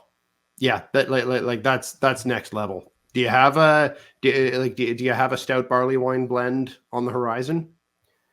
Well, we've got a couple barrels that are actually like we did a co-age with barley wine and stout, which I'm sure it's been done before. I've never heard of it being done before. But like when we're packaging, when we're transferring stout into barrel, like we'd keg off a couple and put it in the fridge. And then when we had our next barley wine that we're ready to barrel, we did some blends into the barrel. So it'd be like 50-50 or depends on the barrel. We did different blends and have them actually like age and mature together. So those ones aren't to the point that they're probably a year in, so it's a ways from releasing it. But that's something that is kind of neat and I'm excited about. But we've got a bunch of barley wine and stout that's reaching the point we generally, we generally wait for 20 months or so, at least, as I said before. So we've got a bunch reaching that age. So over the coming probably 6 or 8 weeks, we're going to be sitting down, trying a lot of barrels, trying a lot of blends leading up to our anniversary in March. I don't know that we'll have a blend for that one in particular, like for our anniversary releases, but that'll be a big part of what we're doing. Different ratios, different barrels. It's just, that's where it gets real fun, because you have completely different flavor profiles, and you can kind of pick and choose, and so that's where it gets pretty exciting. Oh, that's so fun. Man. Dude, that's so awesome. Look, like personally, I don't know about you, Nate, but I've never heard of putting a 50-50 blend or any sort of blend of a stout and barley wine into a single barrel. I've only heard of like taking them and blending them afterwards. So Yeah. like it could have been done. You know, America's usually ahead of the game with all this stuff, and people are doing crazy shit down there. But like, fuck, man, that's awesome. It's just like it's so cool to have.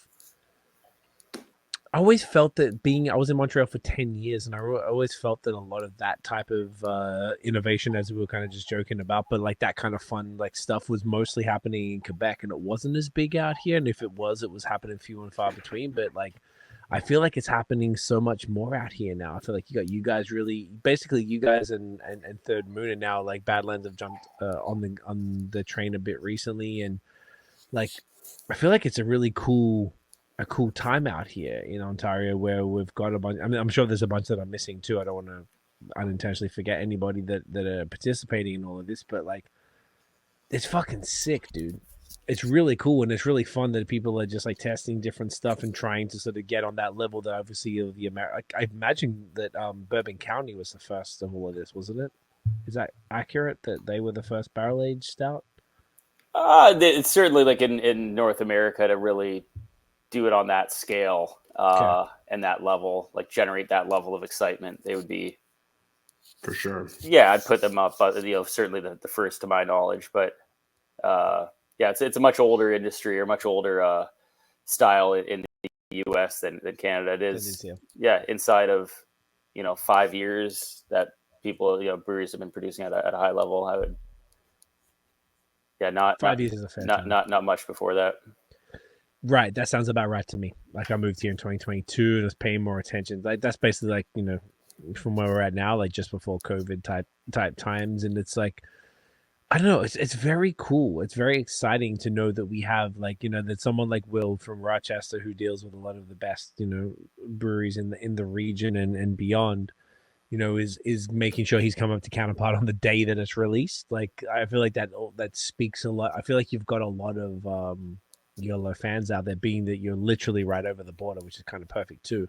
As well, if I was American, I'd be like, fuck yeah, I'm gonna duck over the border, go to Counterpart, hang out there for the day, and then cruise on back and lie about how much beer I have. Like it's sick, and it's very cool, man. I just think it's really dope, like how hard you're going with this type of stuff, and like this the sheer breadth of it. And it sounds like we're only getting just the beginning. I feel like maybe we might have missed the original Deciduous, but getting this double-barreled one that was just a mind-blowing experience. And I had it last week. I made sure I had it before the pod because I wanted to, like, I try to do, because I didn't do, you guys do Sundays, I do it every Wednesday.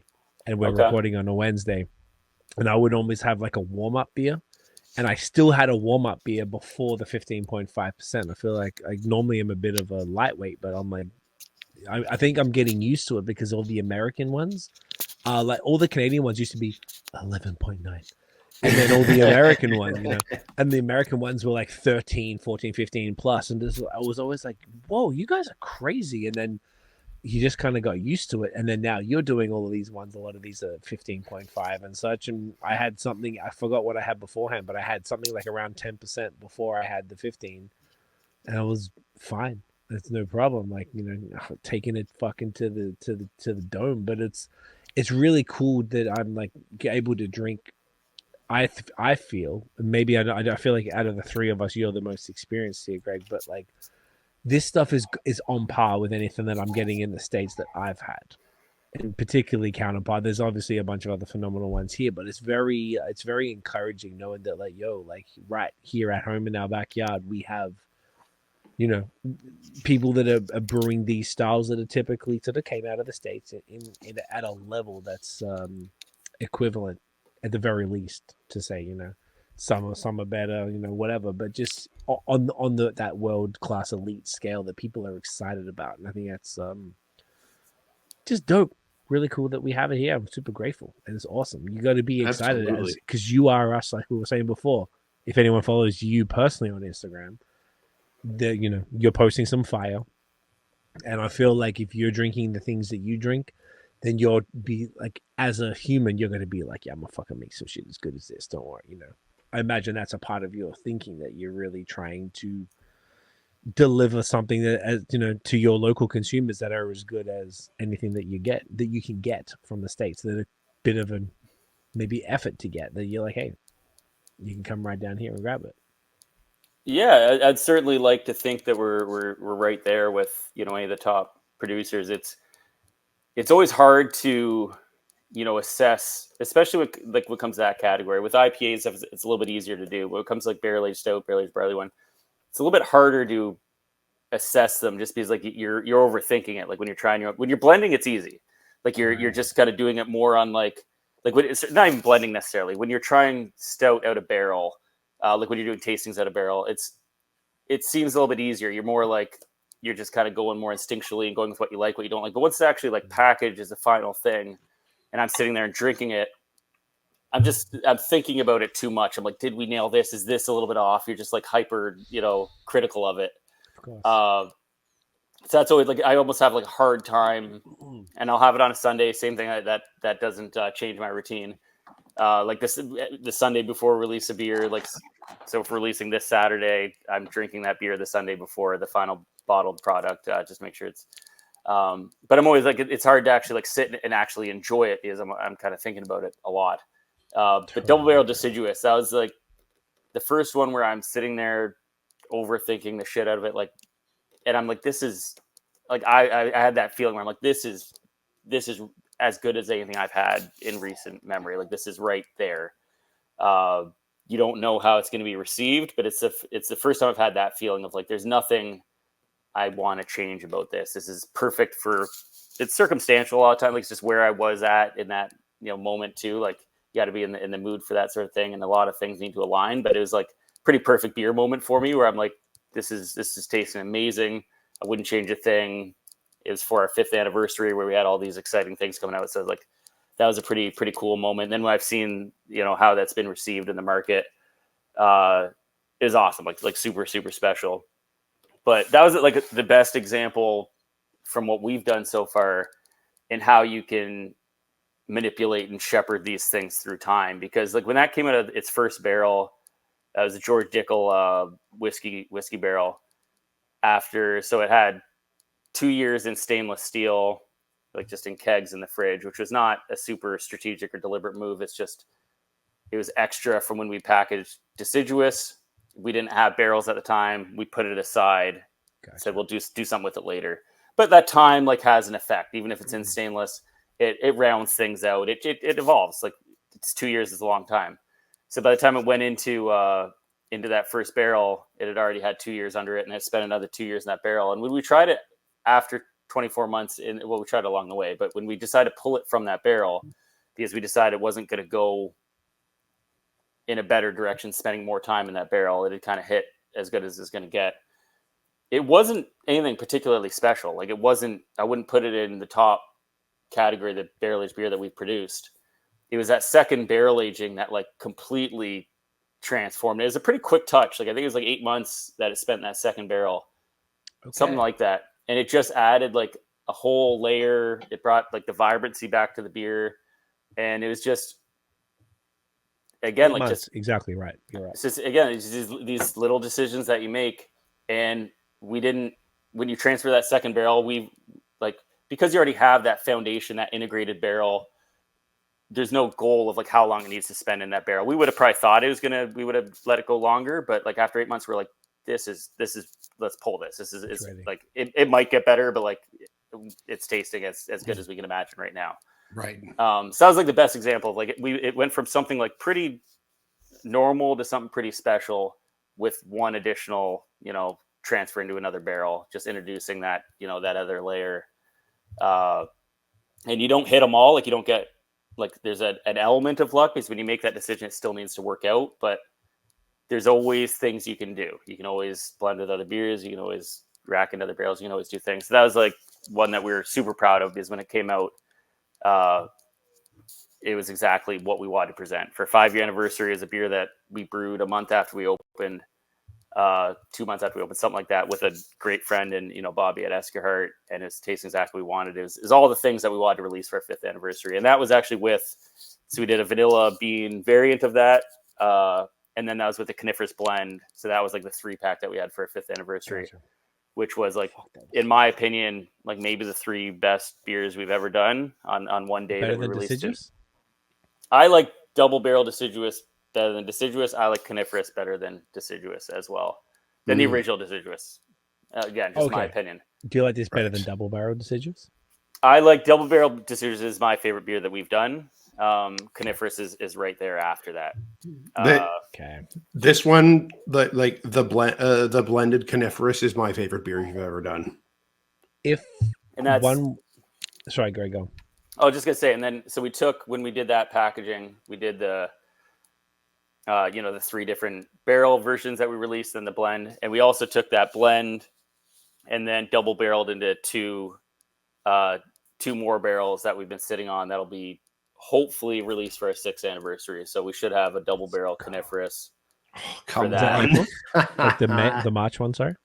That our anniversary is March 4th. I don't know the exact date for this year, but it's somewhere right around there because that's our actual anniversary is the 4th, but we throw it on the closest Saturday The to closest that. one. So you're telling us that there's going to be a double barrel Coniferous in That'll be, assuming it's where we want it to be. That's our hope that'll be part of that release. If it's ready sooner, we'll package it, sit on it, release it that date. If it's not ready yet, then it'll be released whenever it gets released. But Right. that's what we have earmarked for that event. And like those beers are between like 15.3 and 15. I think the blend was 15.5. So after another barrel treatment and time, and it'll be I'm sure in the 16s or somewhere in that range. So it'll be a big boy. Yeah. But yeah, like that. If there's that'd be one that I'm beyond stoked for. I'm just to personally drink it. I'm excited to see where that one ends up. Oh my God, I bet. all this shit is so cool. Yeah, man. It's so good. It's so exciting that it's all here. And like even when some of the other stuff I had here, the deciduous, this is the double barrel, but like you said, we had the OG, which was the other one I showed before, and this one is the Madagascar vanilla and Vanuatu and vanilla beans as well. So I'm excited to crack this one to just see what the difference is. I imagine just a little punch of sweetness and the vanilla in there, but a lot of the same gloriousness that was in the original. Oh yeah. And then the other one that we were just talking about slightly off air was Circle here, and there's 2 different versions. There's this is the OG, and then there's one with. Do you want to tell us? I didn't grab the bottle, but the other one has banana. Yeah, we did that one with banana.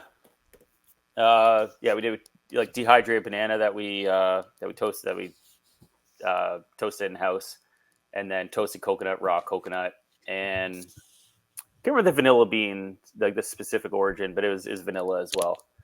So cool.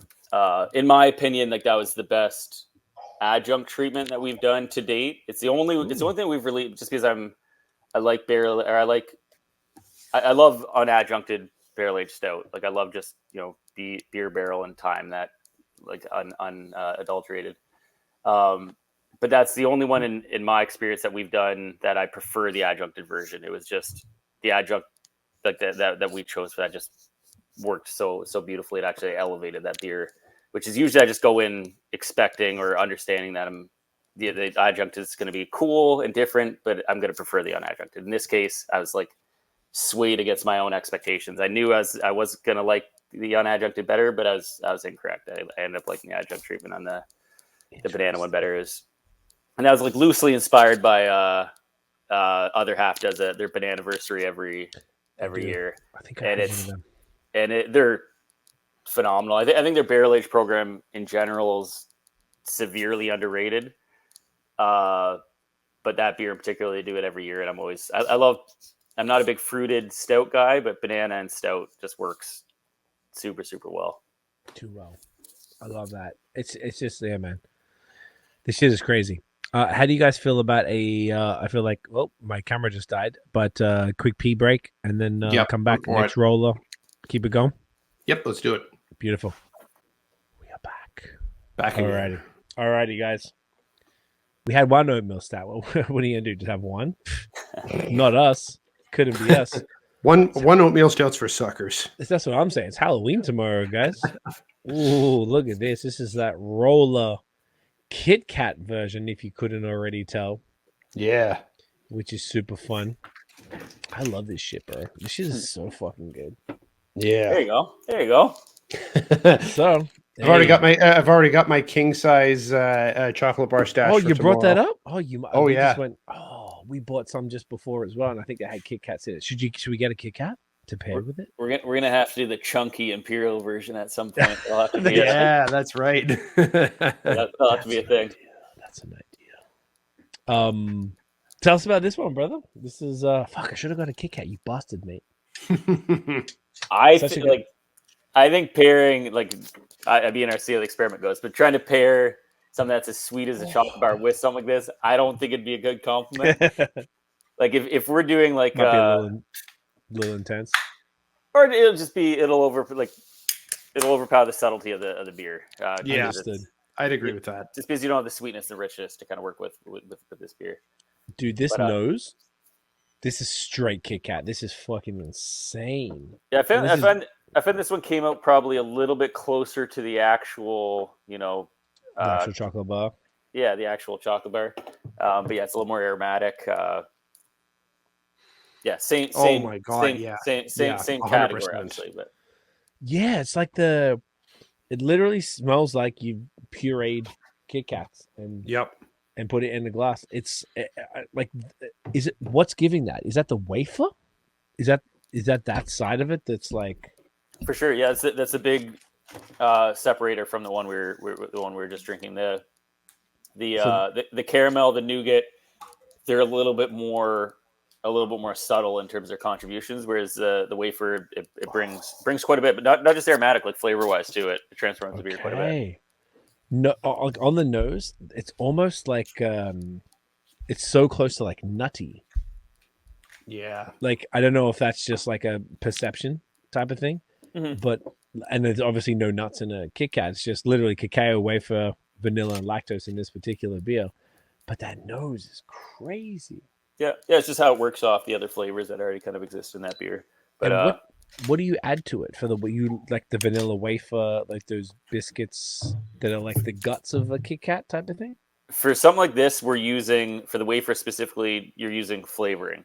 So when you look at a recipe for wafer, like there's synthetic and natural flavoring, and then there's things that contribute more to texture, and then the sugar, of course, which we can't have in a final beer like this. So of course, when we're trying to like break down how we're gonna achieve that thing, like again, sometimes if it's Snickers, we're throwing peanuts in it because there's peanut, like that's how you achieve the closest thing to that.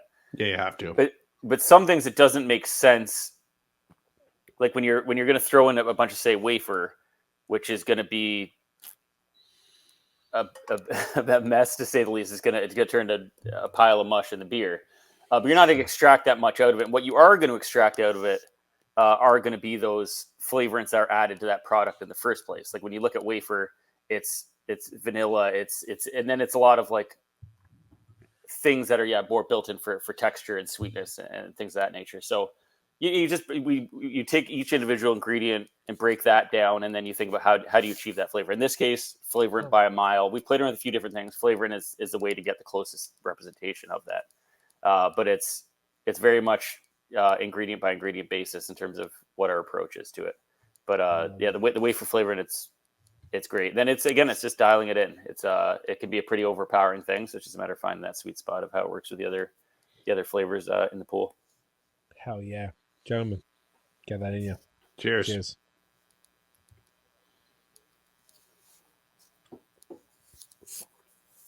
There we go. Wow. It's a fucking liquid Kit Kat. Oh, Are you going to crack your Kit Kat, Nate? No, I'm not going to crack the Kit Kat. I'm just going to enjoy the beer. Okay, just double checking. No, this is fantastic, dude. It's so funny having these back to back because I guess you've probably never had two candy bar variants of Roller like available at the same time to be able to try back to back, or is it maybe not? No, pretty much every time we do them, it's a split batch. So aren't I full of shit? We're usually taking like a 15-barrel brew, splitting it into like brewed with lactose, fermented together, and then we'll I don't remember if we talked about this on or off the recording, but and then we'll split it and adjunct them individually. So it's just because 15 barrels of candy bar stouts, a lot to sell of one particular product, and it's just an easy one to split and kind of play around with, especially as all these adjunct treatments are just prior to packaging. So it's Sure. It's an easy one to take one beer and make it two entirely different things. What did you do last year with the coffee crisp then? Which was the pairing one? I don't remember. I think we might have just split off a portion of it and just released it as like roller on draft. I think we just had non-adjuncted. Okay. If I remember correctly. Okay. Yeah, I I like that. Sorry, you did actually say that earlier. I just in my head, I guess, because I guess it was only the rollers only. Do they drop throughout the year? I know you said during the summer you always keep something on. Yeah. But say like the the candy bar versions. Is that something that kind of comes, or is it just a Halloween thing? No, like since we did the first candy bar one, and again it was like part like we weren't leaned all the way in for the coffee crisp. It was like our first kind of toe in the water for that one, and since then we've gone from a branding perspective kind of deeper into it. But yeah, since that first candy bar release, just because it went over overwhelmingly well from a response perspective, that's where we've stayed since then. So we did I think 2 split batches after that, so like 4 candy bars essentially after that, and then had a brief hiatus in the summer there. And then we're back with these ones, and then we already have 2 more planned after this. So we're gonna stick kind of in this category as long as people keep enjoying it the way that they seem to be going over. I love it, man. It's so it's so fun. I love it so much, and it's almost like it's just like looking at the cans, particularly side by side. That's even funner. Yeah, that you've done this like just shy of cease and desist level of like enough of what it is, but it's not like you look at it, and you're like there's something familiar about like the way that's done, but you're not like it's familiar, but it's definitely far enough removed. I think so. I think we're over the threshold in my opinion, but like we're well over that. Like I was gonna say this is a little over. That one's closer. The Mars one is closer for sure. We put Kit Kat and Mars right on the label there, so we're just banking on the fact that we're a small enough brand that the fine folks at Cadbury or whoever won't care too much about what we're doing. Yeah, and like worst case they reach out, we won't brew that beer again. We're not. Yeah. Also, like the beer's already out, and not that I want to encourage anyone at Cadbury, but I'm just thinking of like when Dominion City did their Fruit Loops sour, like this is going back several years at this point. This is going back like 7 or 8 years, but like they got a cease and desist from Kellogg's, which I think by the time they got it was like 6 months after the beer had long been sold out, so made no difference. But it just seems like such a waste.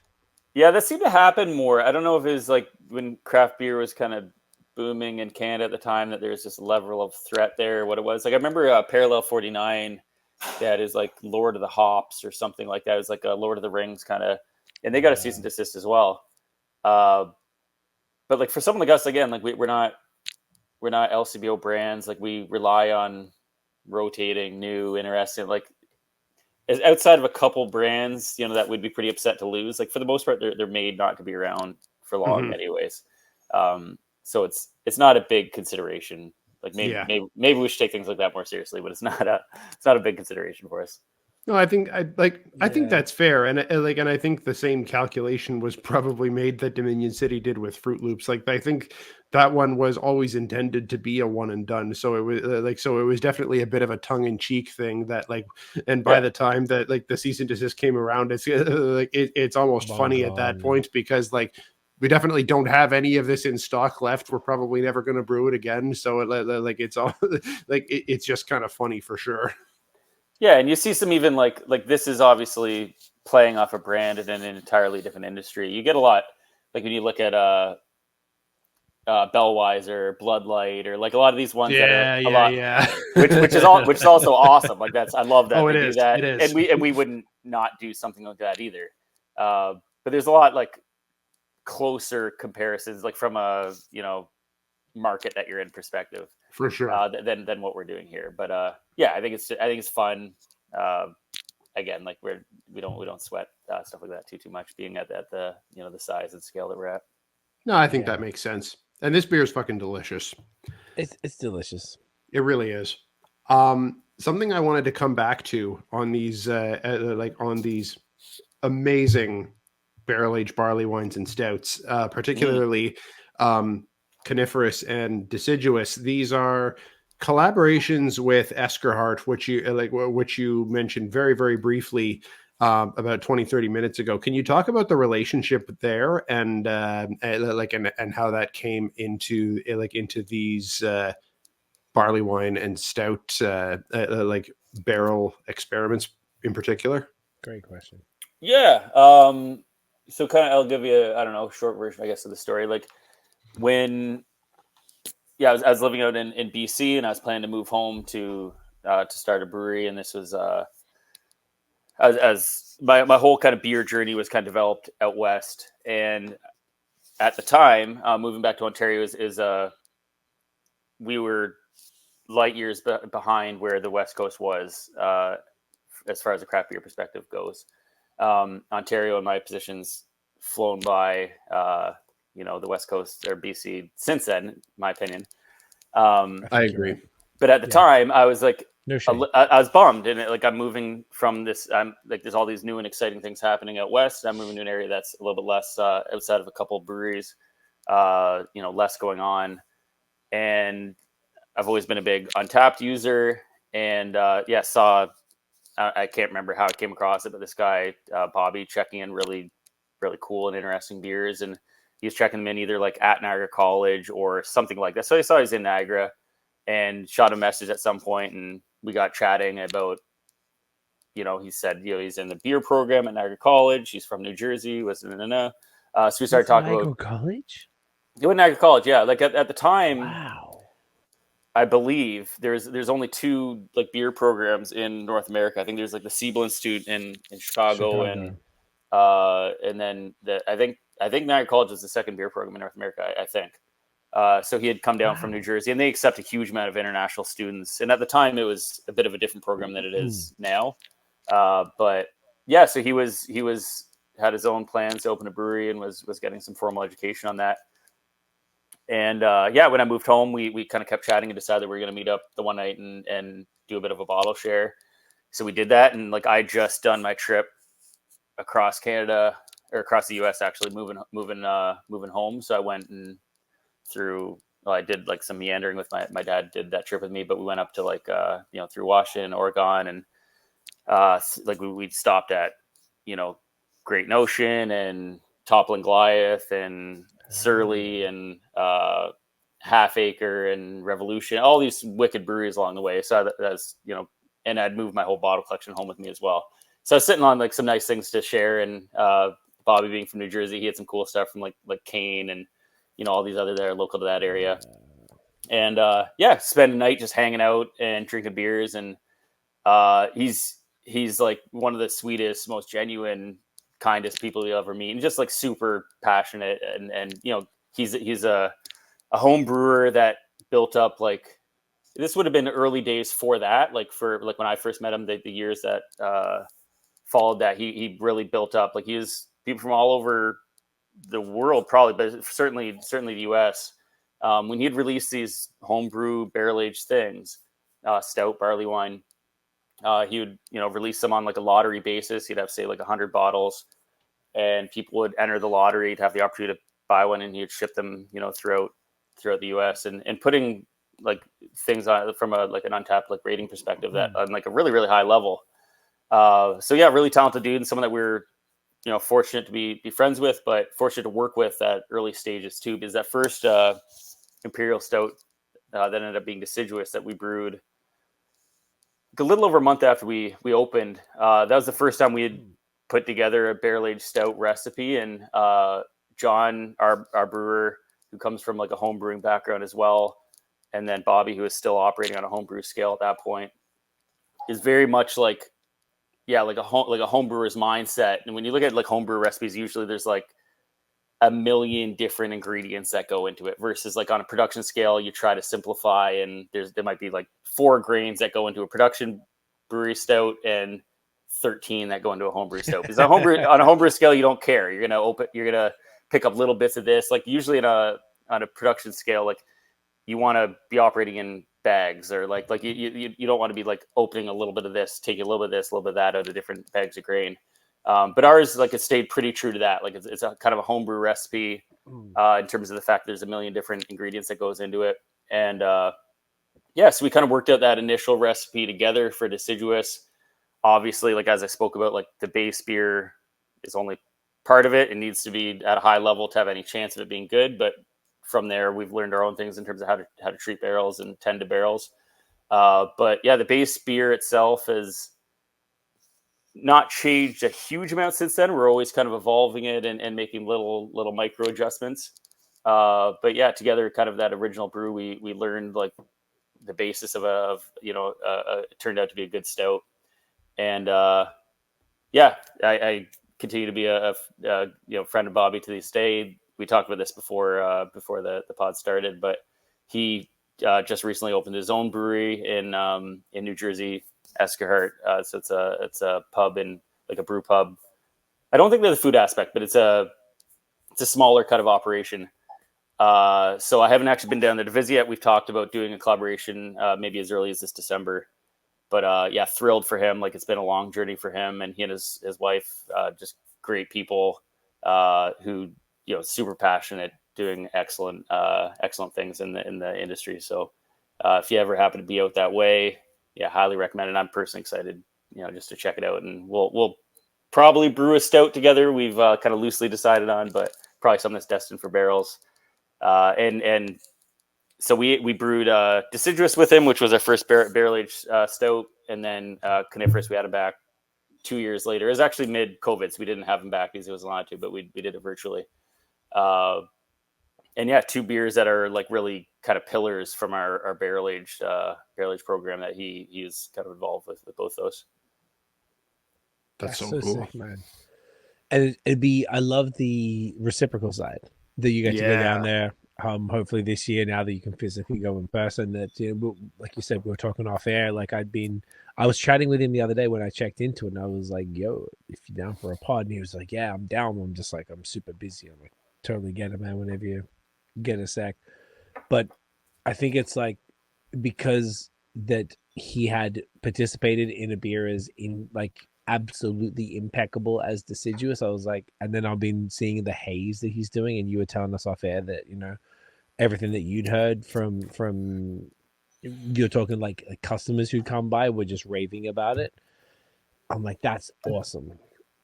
It's super cool that you've had that opportunity to sort of connect with somebody when you were both on that sort of come up level, and then you're like, obviously you've been around a bunch longer because he only just opened this year, if I'm not mistaken. Yep. But fucking cool, man. I love that, and it's cool that you made the connection with a cat like that who is as talented with the stouts, and has worked with you on that recipe, and it'd be sick for him to be able to come up. Has he been up yet? I guess he hasn't. Well, the first brew that we did, he came down. Oh, he did come down. Okay. Yeah, I drove down with a buddy of his, and we brewed a double IPA together called Dual Citizen, which that's awesome. Like it was the first double IPA we did. It was not very good, to be honest. But we were still figuring stuff out back then. If we were to do it again today, it'd certainly be a much better beer. So we'll have to make a point of redeeming ourselves on that front. Double Dual Citizen, yeah. But we did that, and then we on the second day we did the barrel age, or we did deciduous, which was not doesn't start off as a barrel age thing. It was just an imperial stout. But yeah, super long brew day. It was like a we now do overnight boils, but at the time is just we did one long boil and kind of hung out till is done. So it's like a 12-hour boil or something like that.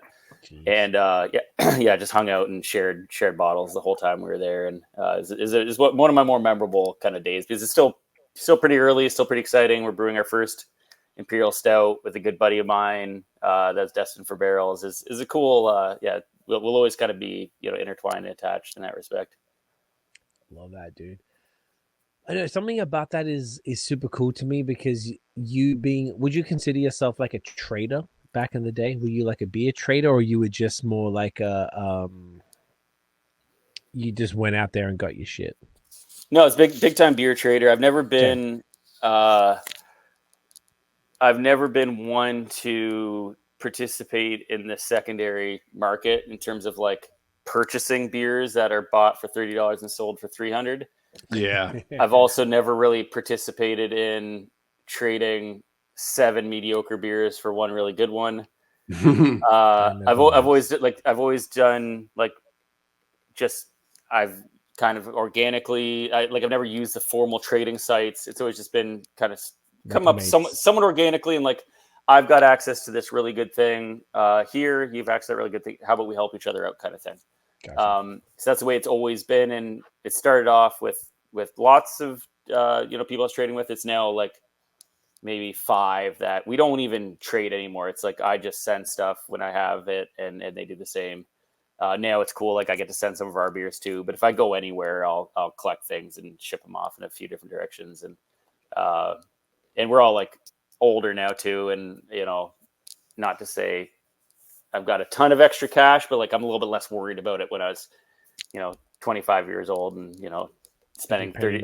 Yeah, like now it's like spending $30 on a beer is not too big of a deal. So I'm happy to share. Yeah, just happy to share it around. I love that, man.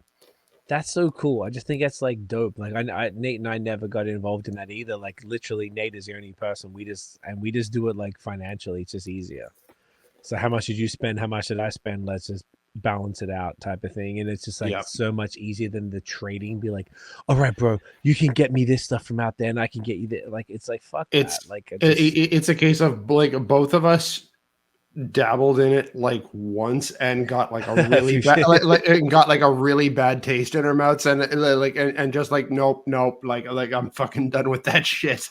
And then and then it's literally just like got whittled down to trading with each other and purely on like on a dollar for dollar, like we'll balance it out once a month kind of thing. And it's so much easier. Like and there's no like it was like, oh, I'm going to Counterpart. What do you want? Or I'm going to Durand, or I'm going to this place. What do you need? Or let's do an order. I'm ordering burial. Let's get it sent to my thing. What do you want? Let's split it. And shit like that. Or he's like, I'm going to Tooth and Nail, or I'm going into Quebec. Like shit like that. I find it like, if you seem fortunate that you were dabbling in trading earlier than we were, and you found some good cats that you kind of just like have that trustworthy thing with, where you just hook each other up. And it was like both of us maybe had bad experiences where it's just easier. I got one other friend in Quebec that I haven't traded with in a while, but I used to. But it was the same deal as Nate, where it's like, how much did you spend? Tell me how much I owe you. Let me just transfer you that shit. Yeah, it's interesting. I feel like that. Does that world still exist much anymore? That trading world that we're referring to, that pre-2020, like less so. COVID was like incredibly disruptive to like mainly like your lineup worthy beers in particular. Like it changed that game in a big way. Like the lineup culture isn't really a big thing anymore, and it just made like everyone went online and opened up different distribution chains, and it changed people's expectation of like how they can get these beers. Like all of a sudden, you're getting these really rare, highly claimed beers delivered to your door. It's hard to like turn back time and be like, all right, now I'm going to sleep overnight in some parking lot in Brooklyn or whatever. And like, like it just changed people's expectations. And you can't put the genie back in a bottle, to some degree, which I miss the way it was in a lot of ways. But like, you work in the market, that exists in front of you, and you find a way to make that work. But yeah, I'd say it's a much, I'd say it's a much less thriving, community, the beer trading community. But yeah, it's definitely still a thing. And in general, like, when you're going to approach that or get involved with that, like, yeah, you just got to be clear about what you're trying to do. And like for me, it's like any other community. There's really, nasty people that are going to exist within that. And there's really kind, generous people that are going to exist within that too. And yeah, like for me, whenever I've had it, kind of the conversation going in a direction where like this person's clearly out for blood and not like, trying to extract everything they can, like I'll just move on and chat with, try to, with someone pursue that. like aiming to be a bit more genuine about it. it. Yeah, pursue that with someone who's more aligned with I am, like just interested in sharing things that we have and trying something from someone else's area. And there's enough of those people out there. Most of them are the ones that are not actively in like that your trading markets though. So it's like I'll message people on Instagram out of the blue and be like, hey, I see you trying this thing that I would love to try. I'm here and have some cool stuff too. And you just kind of start the conversation that way. But yeah, I do a lot less of it these days. But again, it's just more select people that I'd kind of spread beers around with. But I still rely heavily on those people to get beers from all. It's hard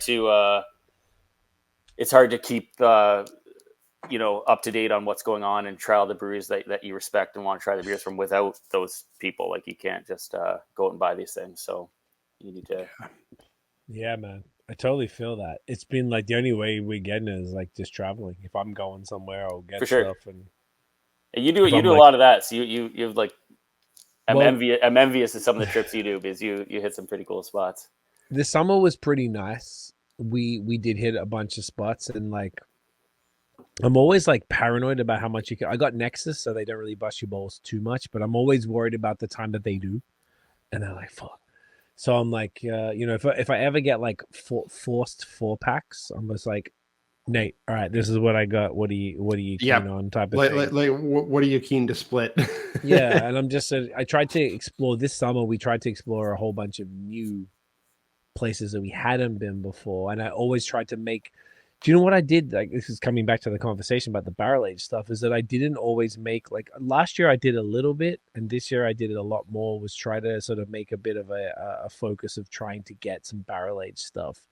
And that's not always something you can get multiples of. So I tried to just grab like something from different places just to see what's going on and see where it's at. And I'm starting to understand like, what's fucking like A1 fire. Like, you mentioned tops. Like I'm mates with Chris from Brewed and Bottled down the street in Lewiston. And my UPS, the UPS is where I get literally across the street from there is where I get my, all my orders. Like it's where the connect point.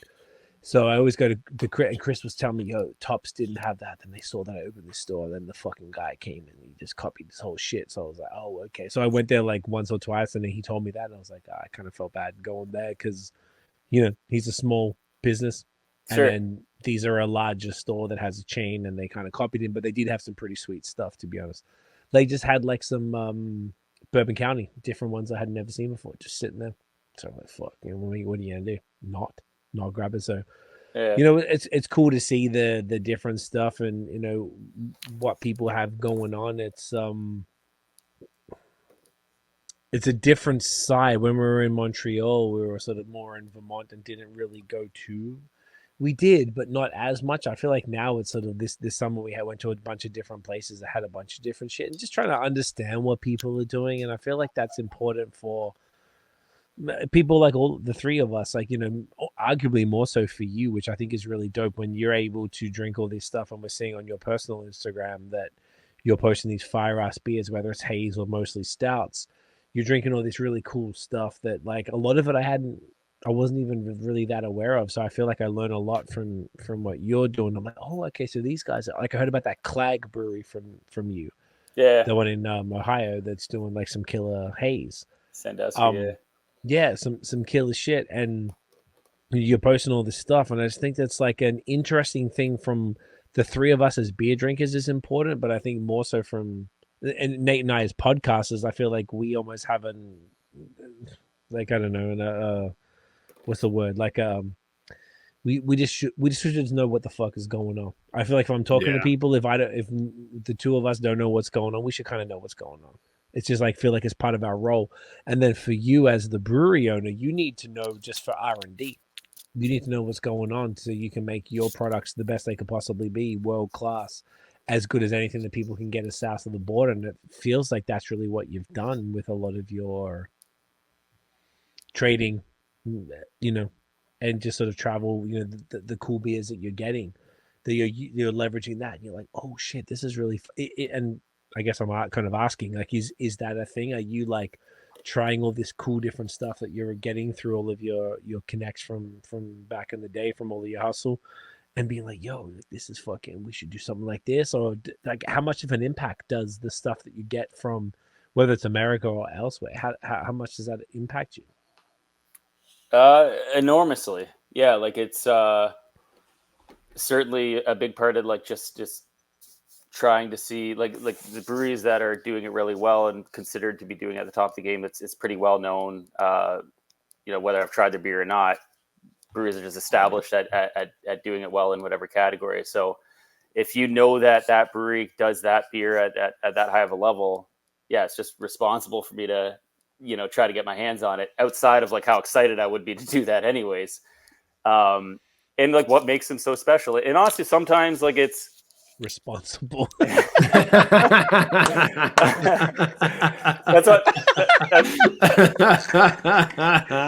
why I be choked, dude. That's why I justified to my wife anyways. I'm like, yeah. I know it's $75 American, but like it's responsibility, babe. But I got a responsibility to my customer, to my well, you know, you can blame Nate and I. No, you're just being name check. You can be like, well, Nathan and Craig are just like, you know, you're just being prudent. Like it's a matter like you got to know, you know, you got to know. It's called R&D, babe. It is 100% market research. But then you but then you still have to make a decision. Like once you have the opportunity to try those breweries, and like you still have to decide, because they're wildly different. Like if you try like a side project versus like a Mortalis, for example, very different. Very like two of the highest rated barrel aged producers that there is, like wildly different products. So you still have to decide what you want to be. It's not like you can just try to replicate. And even if you wanted to replicate, like it's harder, you know, it's easier said than done. But yeah, like, so trying all these various from breweries and the beers from these various breweries, it helps kind of narrow in on, you know, who we want to be and what we're trying to do. And then you take that, and you try to put your own kind of spin on it, your own kind of, your own stamp on that too. But yeah, I would think that like for your pioneers coming up who develop some of these things, like the innovation there, that's incredible. Like, but like now with these markets being as established as they are, you're not doing anything profoundly different or necessarily like you're just trying to take what already exists and do it really, really well or better than other people are doing it. So I think that a huge part of that is trying the best that there is out there, and then taking that information, deciding, okay, what are we going to do? What's our representation of this going to be? And yeah, we've like the further we get into that, the clearer that becomes for us, and the more confident we're becoming in it, and the more deliberate we are with it, with everything that we do. So probably through like now I'm a little bit less, reliant on that in terms of, it's more just because I'm interested, and it's certainly still like I'm weighing our beers against other breweries that I'm trying, but it's less for like, we have such a clear vision for what we're doing now. I'm not necessarily trying anything from anyone and like deviating what we're doing, but it still like weighs in, and it's helpful. And it's just part of it too, is just like when you get into the, industry on this level, like being kind of behind the curtain, and I'm sure like you guys are to a high degree, like to some degree too. You almost like, the more you know, the more you learn. It's really interesting, but it takes some of the, luster out of it to some degree too, because you've kind of, you know what's happening kind of behind the curtain. Whereas as a consumer, you can just kind of go into bright eyed and like just be amazed by all these things that are happening. So I find like the further we get into this, this career that and trajectory that we're on as a brewery, like I almost have to like deliberately do things just to be an enthusiast, like just to like get myself back in that frame of mind, whether it be like trying to get this stout or whatever that I'm like super excited to try, or like making a road trip and spending 3 days traveling around, sleeping in parking lots, doing that, like just to kind of get in touch with why we did this in the first place. Like it's hard. Like it's a really hard business to be in. It's long hours. It's a lot of really fun stuff, but it's a huge amount of grinding it out too. So you got to find a way to stay passionate about it and stay excited about it. And for the most part, like our team, like we do that. We put an emphasis on that. And but it takes effort. And part of that is trying things that you're genuinely excited as a fan to try. Put all the business aside, and if I get a bottle of side project on my Sunday night, like I'm just thrilled. Like I can care less whether I work in this industry or not. That's great. Yeah, That's impressive that you can still access that like that kind of craft beer fandom in yourself. Yeah, but you have to try almost. Like you have to like put yourself in positions to just be Right. entertained by what this industry can do. Like you've got to be deliberate to still find that part of yourself. Yeah, and especially like when we're doing stuff at like what I would consider a high level, like it's really easy to just sit back and drink our beers. But like, I know what we're producing. I want to see what other people are doing and just want to see, experience new and different things. That's like the heart and soul of what craft beer is. Like it's just new, different, creative. That's what we're all in it for. So you gotta remain true to that and find a way to be excited about it. I love that. That's so sick. I don't know about you, Nate, but I definitely haven't felt like we've seen a lot, and I imagine behind all of the curtains, but it hasn't really taken away any of the magic.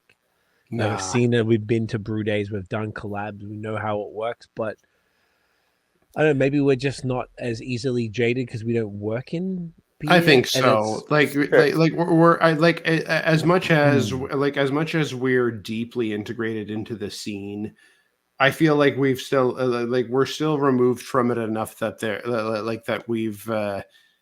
it's easy. It's easy for us to still access the magic of it.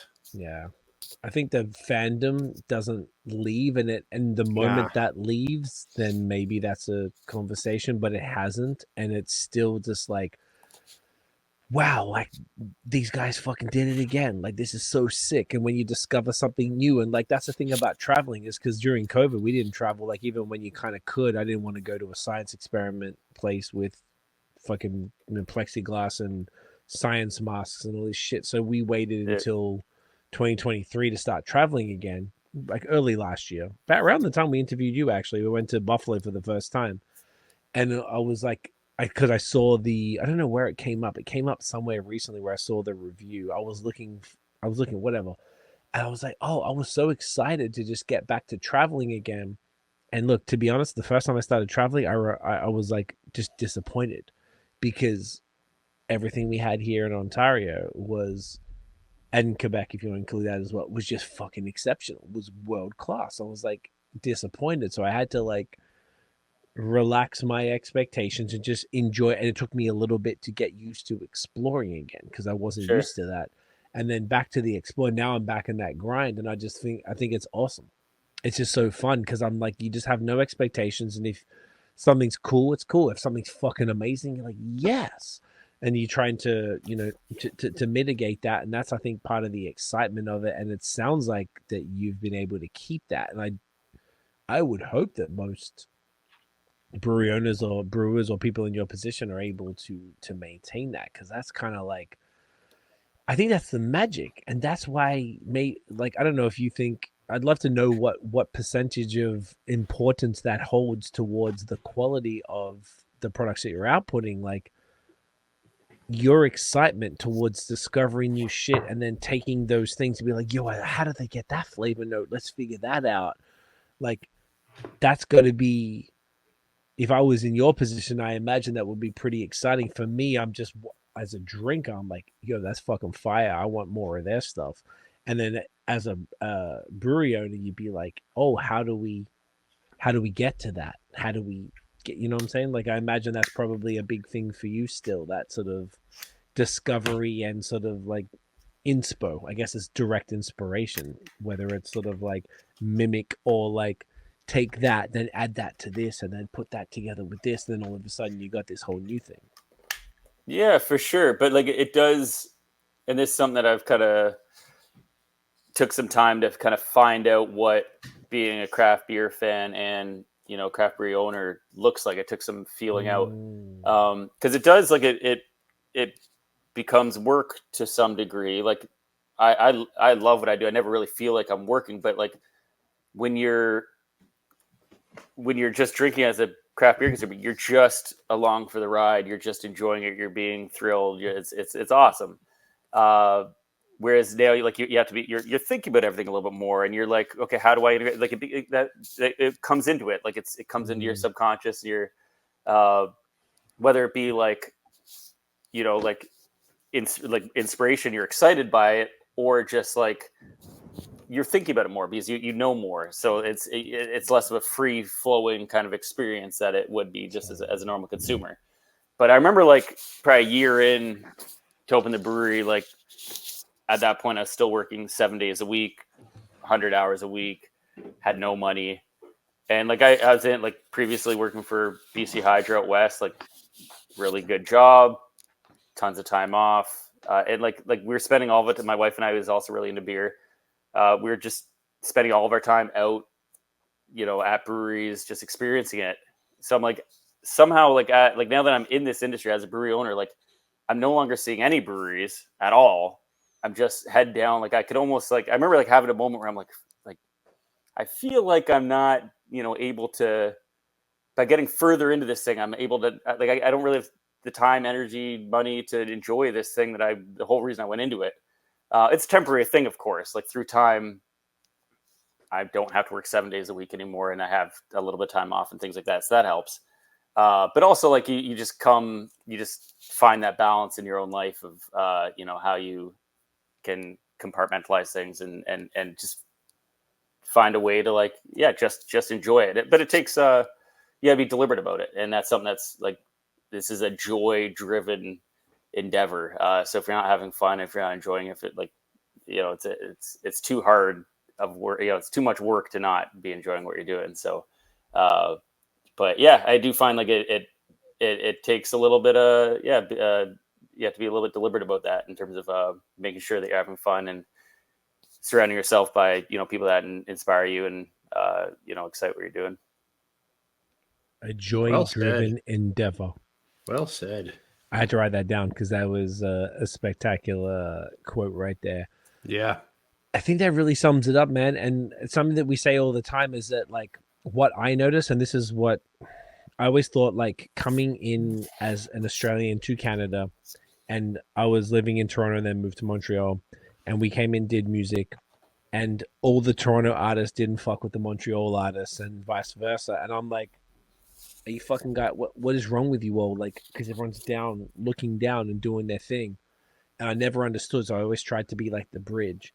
And then I see the same with the breweries, where like you are excited because you are a drinker and you're trying stuff all over the place, and then you start your own place, and then it's head down because you've got this fucking insane mortgage and financial commitments, and then you got to get product out and then get everything, all this stuff together, and then you don't really get to explore, and the exploration is part of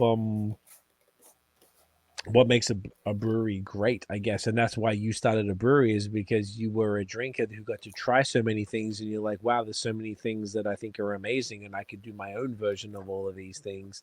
And it's sort of like it's always difficult when you're the owner operator and you're so deep in it, and you just heads down. And I always felt like, when, like you said, you don't have to work 7 days now, you got time for your kids and family and all that type of stuff. And I feel like that's the like the cool zone where you're able to, like, all right, whether it's, I don't know if travel's the key word, where it's being somewhere, but at the very least experiencing something. Like, there's a lot, even just within, you're fucking 10 minutes from the border. So like you could be at Brewed and Bottled in 15 minutes, or it's 10 minutes from the Nexus Bridge. So like you could be there so quickly and just be able to you know, like I go right past Counterpart every time I go to the Whirlpool Bridge, which is really funny. Well, not right past, but right before it. You know what I'm talking? You know the bridge I'm talking about? Yeah. Yeah. So like we got like it's right past. It's funny every single time because we got to go right past there, and it's Like Queens and Lewiston, you mean? no, the Whirlpool Bridge is the Nexus Bridge. It's a private. Oh, sorry, bridge. sorry. Yeah. Sorry. Yep. Yeah, it's the greatest thing that's ever happened. There's only a couple of times where there's been a car in front of us. Nobody uses it. I don't want to keep saying it because I'm going to fuck my life up, but it's the greatest thing ever. And the people are chill on the American side, on the Canadian side. It's just a fantastic experience. But it's like there's so much even from there. Like I was disappointed coming from Montreal. I was not before knowing. I was like, fuck. We went from being 45 minutes from the border and then close to Burlington and all this cool shit to now here. And like Buffalo wasn't always great. Now Buffalo's fire. And Buffalo's an hour and a half from Rochester. Rochester's fire. We were in the Finger Lakes in the 4th of July. Tin Barn is one of my favorite discoveries of 2024. Like obviously it's not a discovery. They've been around, but I was like, this is incredible. Why didn't anybody tell me about this? I want to slap someone. Yeah. Like all of this cool shit. Other half just keeps getting better because they went through a phase where I didn't think they were fire. Now every time I grab their shit, I'm like, this is impeccable. Like this is really good. It's just like I feel like it's just a fantastic part of the world to be close to. And there's so much good shit. And I know where I'm going a bit now. I know I know Chris at Brewed and Bottled. If he's got some shit, I could text him like, dude, can you put this aside? Or I found another place, Premier Wine and Beer. We're around the corner from Trader Joe's, which we go to every time, that has Maine Beer Co. and has a bunch of stuff. I'm just like, I feel like I got my little groove there. And there's just so much good stuff on that side that you can explore there, then come back home and know that it's not like I have to go there to drink good because we got all this killer stuff back home. It's almost like while beer is in this weird place where it's sort of like on this bit of a slump after having such a high, it's almost better than ever. I don't know. Like it's like, what's bad? But there's so much fucking good, man. Like here in Ontario, here in Quebec, like it's out of control. You go down there in Western New York, you get the stuff from like we were talking before about foam, and then stuff from Maine and stuff from da-da-da. Like it's a beautiful time to be a beer drinker, I think, in a time when we need more people to be drinking beer. Yeah, the quality, without a doubt, is at an all-time high in terms of like the actual, like where the industry's at as a whole. Yeah, a bit of a precarious time, but like the quality, especially here, like with Ontario taking the strides it's taken in recent years, and then upstate New York, because that's not historically a good beer area, but similar to Ontario, the last 5, 6, 7 years, some of the breweries have entered the market there, and some of them opening, second locations that are now like getting it closer to home, like getting to Buffalo when you have like Frequentum and other half and Mortalis and all these, opening second locations. Yeah. As a beer consumer, it's a good place to be, a good time to be doing it. It's there's a lot of stuff, and then for us, like just recently in these last couple years, like we've started to get invited to things over in New York State. Yes.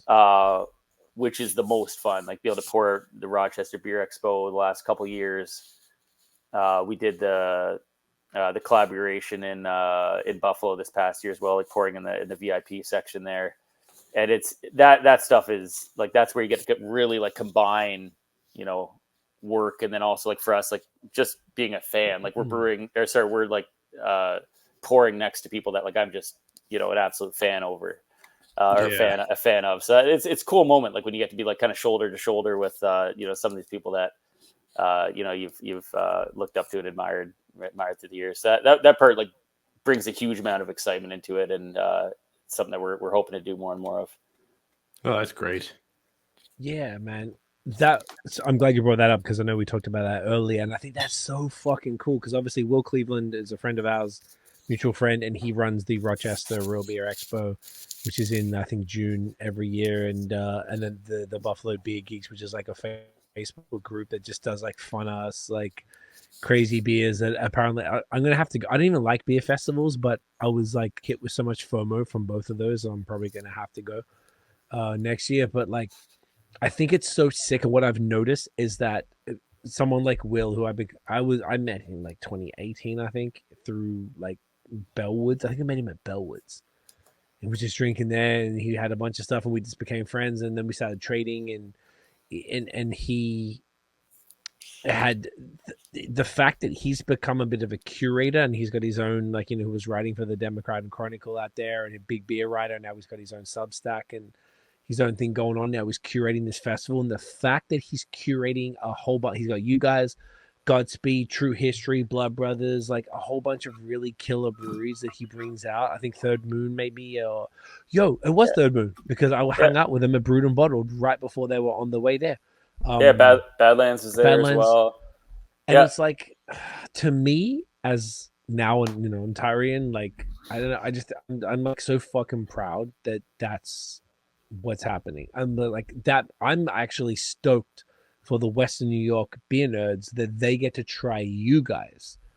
I think that's fucking so sick, and that somebody from there believes in Canada that much that they're bringing this many of the best Canadian breweries, which means there's a thoughtful curator who understands the best breweries. I'm just like, man, this is like it's so beautiful. I think it's exactly what we want. It's the equivalent to me being from Australia, moving to Toronto, then moving to Montreal, and be like, why aren't y'all working together? It's the same shit. It's just like, hey, you're in southwestern Ontario, why aren't you working with the Western New York people? Like, it's silly not to. And it's like it's very encouraging that there's like such this cool back and forth scene there, that people, every time I go to Brewed and Bottle, there's a whole bunch of stuff at the bottom of different Ontario beers and stuff, and I'm like, I don't know, I love it, man. I just think it's like it's exciting. As much as it's weird, it's exciting.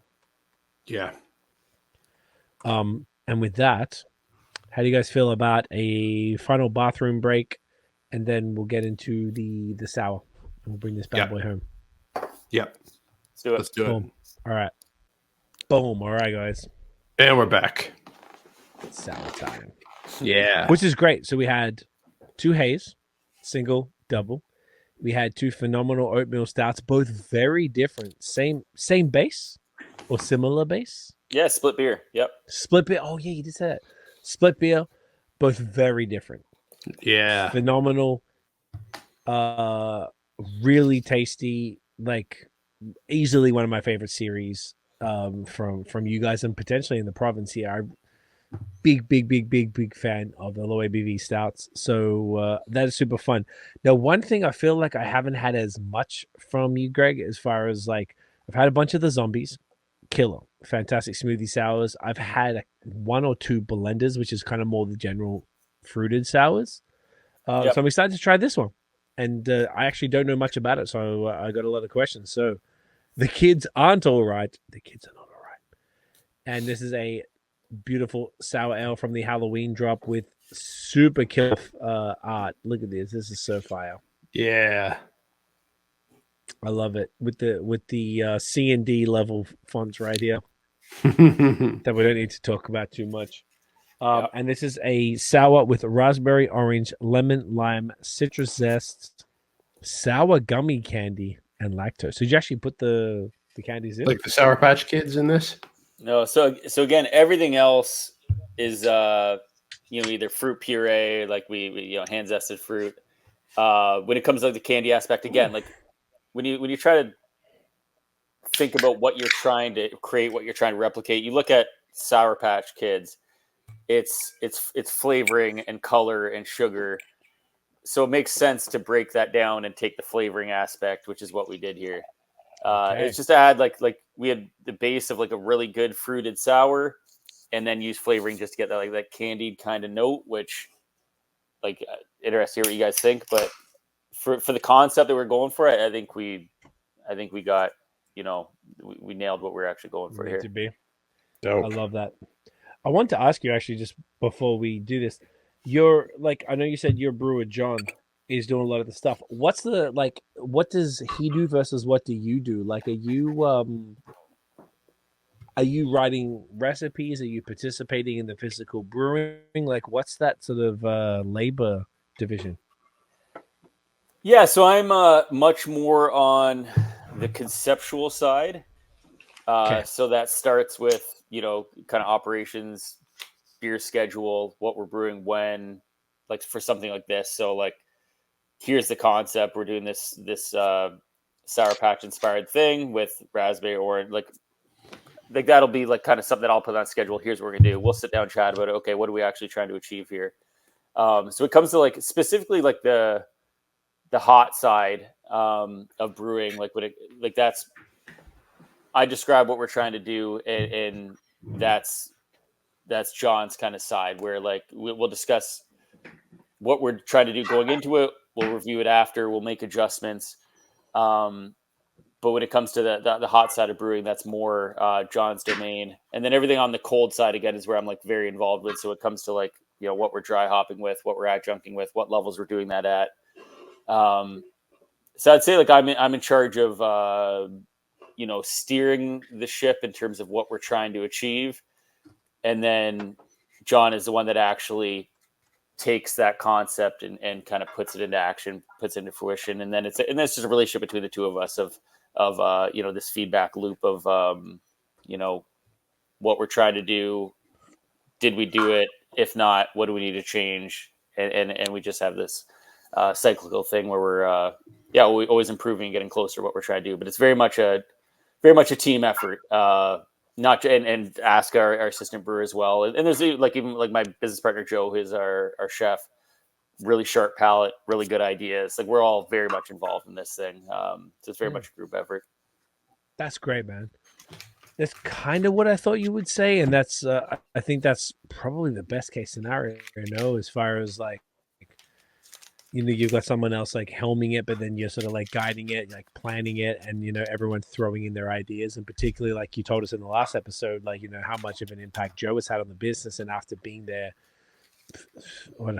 10 times myself, like, and eating every time, like how impeccable the food is. It shows that sort of like you guys are really like, you know, onto something as far as like you've got an incredible food program matched with the beer program. And one of my most, by the way, side note, impressive things of every single time I've gone to Counterpart is the diversity of humans we have there. Like, I feel like there's different ethnicities, there's different age groups. I'm seeing people like in their 60s, 70s, 80s just hanging out, drinking, and there's like something for everybody. But then there's families with kids playing games, and then it's just like such a cool diversity of people that you wouldn't anticipate in a brewery of this caliber. And something you said to us last episode that always stuck was that people come for the food, not knowing how good the beer is. And I get it. When you said it, I was like, "Ah, yeah, sure." And then I went and I had the fish, the fried chicken sandwich. I was like, "Oh, okay." Now That's I get what I it. was talking about. This is fucking. I think that was the time when Will came. It was right after our pod. I remember it was Brick, and Will went with Nick from Bellwoods. He came down. Yep. I just came to meet Will. He said he was going down. I was like, "Yeah, man, I'll come through. I haven't been." And it was like, oh, and I was straight away, because I think you told us about the chicken sandwich. I was like, oh, that's the fucking one. Yeah, so it was like, it's very cool to see, to hear that everybody from yourself to the brewing team to the kitchen team gets to sort of maybe have a bit of a say in that program, and it seems to be a well-rounded business that everything is just so thoughtful. Yeah, and so tasty, and so sort of just making sure it's exactly where you want it to be. I think that's what you need to do as a business, which is awesome. Yeah, for sure. Yeah, our three kind of you know, pillars have been certainly myself, Joe, and then John. Those are kind of where everything kind of builds from. And we've been fortunate to have our team together since, you know, from day one. And yeah, we're getting better at what we do all the time. We're refining things. We're getting more consistent. And yeah, it's been fun. We got a good thing going. I love it, man. It's incredible. But just to talk about this beer a little bit before we go too much into the food side, this is great. So, like, once again, raspberry, orange, lemon, lime, citrus zest, sour gummy candy, and lactose. So did you actually chuck the candies in the what ferment or whatever? No. If we would have, it would have been on the hot side. We would have thrown them into the boil. But like, honestly, again, like when we same thing when we were doing the the roller series. Like when we look at each ingredient, how do we replicate that thing? Yeah. When you look at a Sour Patch Kid, like it's sugar and it's artificial flavoring. That's all it is. So if you throw it into the kettle, we're gonna get sugar that'll ferment, and then you'll be left with that artificial flavoring. So you just use that synthetic flavoring. Like it doesn't make sense. Like we did try to set up a foundation. Like we use an enormous amount of fruit in this beer, which like there's probably no fruit in an actual Sour Patch Kid. So we like set up a really nice fruity foundation. But then just relied on flavoring to give it like a gentle nudge in a candy direction. It's the very last kind of component to it. We had a beer that we were super happy with. We actually got it to a point where like, do we even need, like we thought we'd achieve this really candied thing already. Like, do we need to even add that element to it? So we did some bench trials of different dose rates. We're like, no, it actually like did a really cool thing to it that makes it distinctly different from all of our other sours. So again, like for what we're trying to achieve here, like I think it's pretty bang on for considering what the concept is. I would say so. Like this for me really rings true on the thoughtful innovation side. where where I was saying before that like innovation can sometimes be a contentious word between between Craig and I. Like this is thoughtful innovation. Like it's not just a matter of chucking the thing in the beer. It's like, how do we replicate this flavor? And I really, really appreciate that thoughtfulness that goes into something like this. Yeah. And then on the branding marketing side, like it was just is a fun name for a beer. When I had this idea, I was actually at, so on our like branding marketing side of things, like it's myself who kind of comes up with the ideas for our names and our concepts. I work with our illustrator, Shane, who's a tattoo artist, super talented guy. So I'll start with him. Like, here's my idea, whether it's to be a sketch or something I took from Google Images or whatever. Like, here's kind of the idea. He'll sketch something out, and then we'll take it to our graphic designer, Matt, also incredibly talented guy, and we'll work with him on layout and color and that sort of thing. So that's kind of the process. So I was actually at Disney World with my kids, like working with Shane, our illustrator, on this. Like I'm texting him back and forth. So I'm sitting in Disney World and like sent him this idea for like, here's what I'm thinking. You got a bunch of sour kids, like one's drinking and puking on the pavement. The other one's like smoking a doobie. Like you got like all these like basically just like sour kids acting amok. And it was hilarious. Like our illustrator loved it. Shane, he's like, this is great. Like this is fun label to be working on. And then we sent it to Matt, our graphic designer, to like further work on. He's like, this is the dumbest thing I've ever seen. He's like, it doesn't fit our brand. Like I don't know what we're doing here. I'm like, trust me, like it's good. It's a good idea.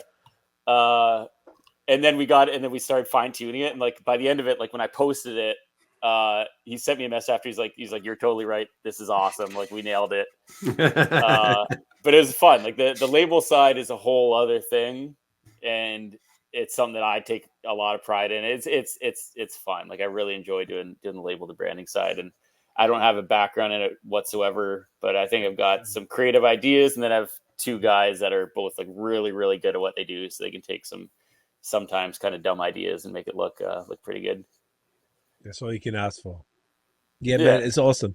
And it is a deviation from the other brand, but I kind of feel like I'm looking at all 5, well, technically all 7 of these Halloween releases, and all of them are a deviation from the brand, but it's not a bad thing in any shape or form, because they also have like something from the other brand. Like, for example, where you have the style India Pale Ale or Sour Ale or Imperial Stout, that's the same font as if you have like Flow or Drip or any of the other the format of your other cans, which I personally love. Like Drip is one of my favorite ones. The one with the pink and I think the teal one was from like last year was one of my favorite. Like I just love that so much. I just think those colors work so well, and it's just so clean. Like your branding is so clean, and also the texture. I want to also give props to the texture. This can is like I don't know if matte is the word, but it's like grainy.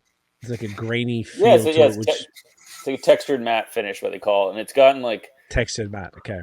from when we started doing it, it's not that it's gotten a lot more expensive. It's that They the all have alternatives gotten so much cheaper. So again, like I think when we were talking earlier, I think I said it was 18 cents a label. I think it's actually 22 cents a label if we hit our like minimum. But to get something without this texture, like more of just a standard kind of matte finish, it's like 8 cents a label. Right. So it's a big difference. And we've like our label producer like clearly doesn't love doing these labels. It's become a smaller part of what they do. So they keep trying to push us into doing other labels for a lesser and lesser price. And we're like, we get a lot of like, I love the way these things feel. And we get a lot of feedback. They'll pick it up and be like, I love the way these things feel. So it's all these little things that influence, a customer's experience. And that's been, we've had these labels all the way through, and I think it matters. It does matter, man. In a time where beer is struggling and differentiation is sometimes few and far between, like this is one way to do that, and it's a great way. Like we were gassing up the deciduous bottle, which I still think might be one of the coolest bottle labels ever, on top of being one of the best stouts ever. Like having these cans where you just have this little like texture thing that's going on, this tactile addition to it brings beer from the drinking experience to this other experience, because you're looking at it, it's one thing, then you touch it, you're like, oh, now it's so it's visual, now it's tactile, and then you're consuming it. So it's like this whole, it's hitting basically like almost all of our senses right here. And I don't know, that is worth it is a few feast. cents extra. It is a feast for the senses. And if we have to pay, like you said, 8 cents versus 22 cents, sure, throw that bad boy on, man. I don't know. Maybe me and Nate aren't the best, like, target, like, fucking, what's it called? Focus group for that, because we don't particularly always look at prices. Because I know that if I'm going to go on. Yeah, you would be. You'd be exactly the demographic that we're looking at. So. Oh, okay. Well, I don't give a fuck about prices for the most part, like within reason. But like, if I'm gonna pay $30 for this stout, I'm gonna look at it. Oh, $30. Oh, but it's Counterpart, so okay, cool. It's triple. Oh, it's double barreled. Oh, okay, cool. Oh, it's got the wax seal and it's got this fucking multi-layered label. Okay, I trust Greg. I know what's up. So cool. And you don't even really think twice about it. I don't know, Nate, if any time either of us have asked each other to get beer, that the conversation of how much is that? No, I don't think that's ever happened. I've known you since 2016. I don't think that's ever happened. No, never.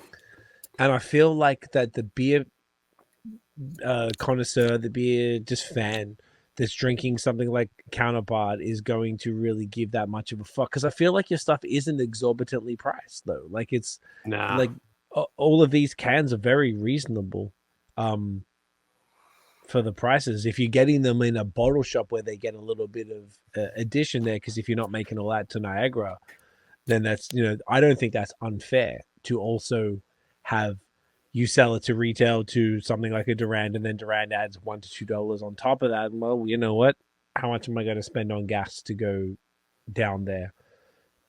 It kind of balances out. But then also you've got I don't know, I just don't think it's exorbitant for the experience. And this is an elevated experience across the board. Look at the shit they were drinking tonight. Like, this is exceptional. And so you're saying that most of the, if we are probably a good example of your target market, like people are just like, whatever, bro. People don't really complain about that. Cause I feel like you do short cans, you do the pure and short cans. Pure, by the way, the extra pure was one with who was it collab with again? Remind me. Sonnen. Yeah. Fuck it. That was last year's anniversary. Jesus. That was Christ. it was year 4. Year 4. Mm-hmm. Yeah. Ugh, that was so good. So damn good. And pure, and I've still got a can of Windsor Change like here right now that I've been like sort of hanging on to a bit, because I was like, gosh, crush that. Yeah. And while we're talking about Crispies, Full Circle, the dry hop Kolsch that we Full had, like Circle. that we had on the last pod is like, and that came back again this summer, and I was so fucking excited for it. That shit is money. Yeah, Oh my god, it's so good. Our lagers, without question, is the most underrated part of our beer program. I don't know why that is, to be honest. Like, I agree. That's the one. Do you think it's because you're a haze? Like people know you for haze? If I don't know, because you look at other breweries that are kind of the same as us in terms of the types of beers they do, and I feel like we don't get as much love for our lagers when we do them. Like I'm an enormous lager fan. Like that's where I spend most of my time.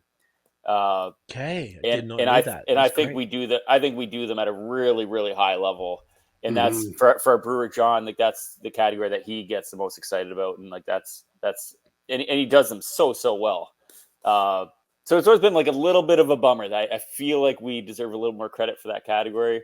100%. And I mean like strictly from like a ratings perspective, because we sell a huge amount. Like that's like being the type of business that we are in terms of like being pretty food focused, selling a lot of beer and draft. We sell a lot of kind of whatever's in that crispy lager category. So that's no complaints there. Like our fan base loves to consume, that category for us, but bums me out just the ratings a little bit to get like, I feel like we deserve a little more love in that category, but yeah, here's what it is. Haters with bro, the fucking pills, like the joke, Sankey and Baron, they have a t-shirt that says 3.5 out of 5 on the back, like it's a baseball thing, and Pilsner, like it's a thing. And people go and rate Pilsner 3.5. I'm like, are you serious? This is like a 5 out of 5 fucking Pilsner. That's like, people. Yeah, that's a downside of Untapped. That part's always, but I mean, even like relative to lagers. Like I'm not like when you're dealing with a lager, if it's a 4 out of 5, that's going to be a good high rating lager. Yeah. For an IPA, you're looking at 4 point whatever. For stout, you're looking at something higher than that. So I mean, even like relative to the category. Right. Okay. I feel like our crispy beers deserve a little bit more credit, but I agree wholeheartedly. Old crispy beers need more credit though. That's absolutely not even true. But even no one's getting it. But even in that conversation, like I can't tell you how excited I was that Full Circle came back. Came back this summer. That it's so fucking good. My God. I love that beer as well. That one was killer. That'll be the last time. That'll be the last time in a short can, by the way. Next time it'll be in a tall can. Okay, I've got no complaints with that. I've got no complaints. Yeah, that pure and then the extra pure and then Winds of Change are just like, Winds of Change was great. Oh my God, it was so good. I grabbed it from Duran this year. Talking last year or this year? This year. I had it last year. I really enjoyed it last year, but I cracked this year's just like a couple of weeks ago, and it was money. Yeah, very very different beers. Like style, like entirely different beers. Yes, very really? different beers. Yeah, very different. Yeah, is a Fest beer last year. Is a Munich Dunkel this year. Oh shit! And that'll be the theme. Like every October, we'll do a different, Oktoberfest kind of beer. Fuck! That's awesome. So it could be like a Marzen next year, but it'll be like and it kind of plays with the Wind of Change. Yeah. It's appropriate. It's appropriately named for that. That's dope. I love that. Oh, I didn't know that. That's even more fun. Yeah, so we'll use the same label, same name every year, but it'll be Wind of Change 23, 24. 24. Yeah. Oh, dude, that's awesome. Yeah, like we just did a pod recently where we did 9 Fest beers in the one pod. Don't do that. It's too much. It's way too much. Like it's overkill. But it was fascinating to see the variance of Fest beers. And then now I feel like I absolutely understand what a Fest beer is. And if someone says it's a Fest beer, I'm like, it's not a fucking Fest beer, bro.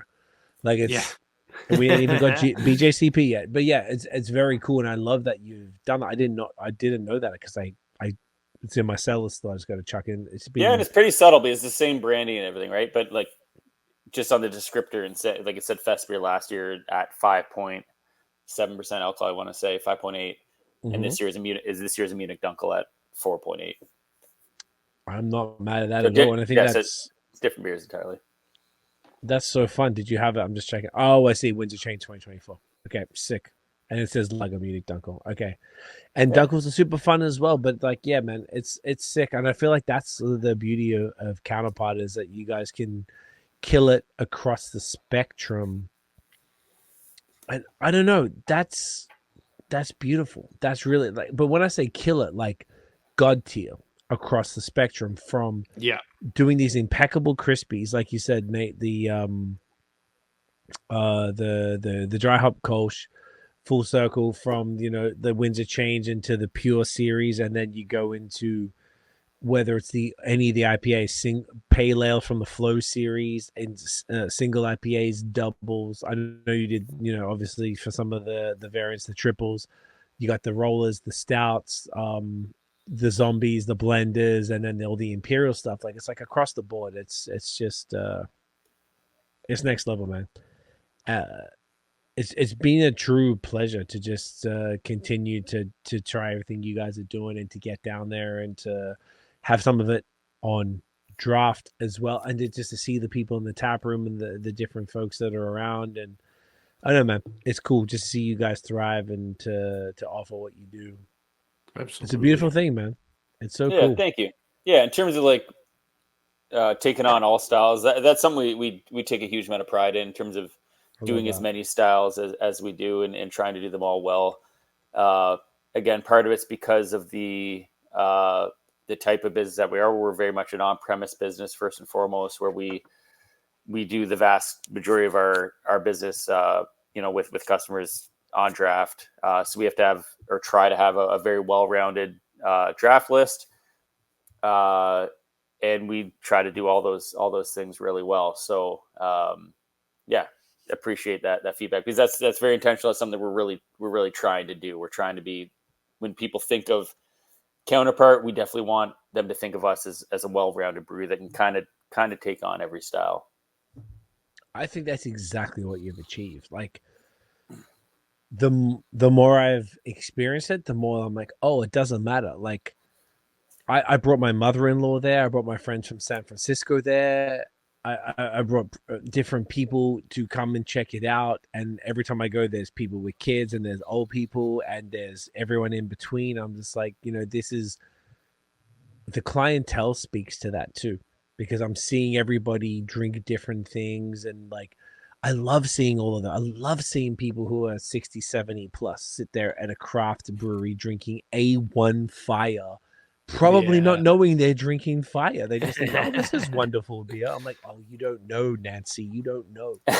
Like, and it makes me so fucking happy. Nancy was my grandmother, so big up. Oh, nice. But it's just like, you know, I just think that's super cool, man. I just like, yeah, it's been such a pleasure to discover everything you guys are doing. And once again, Greg, thank you for your time tonight, man. And thank you for all the stuff that you're doing. And like, both of us can definitely say we're excited as fuck for the 6th anniversary next year, right?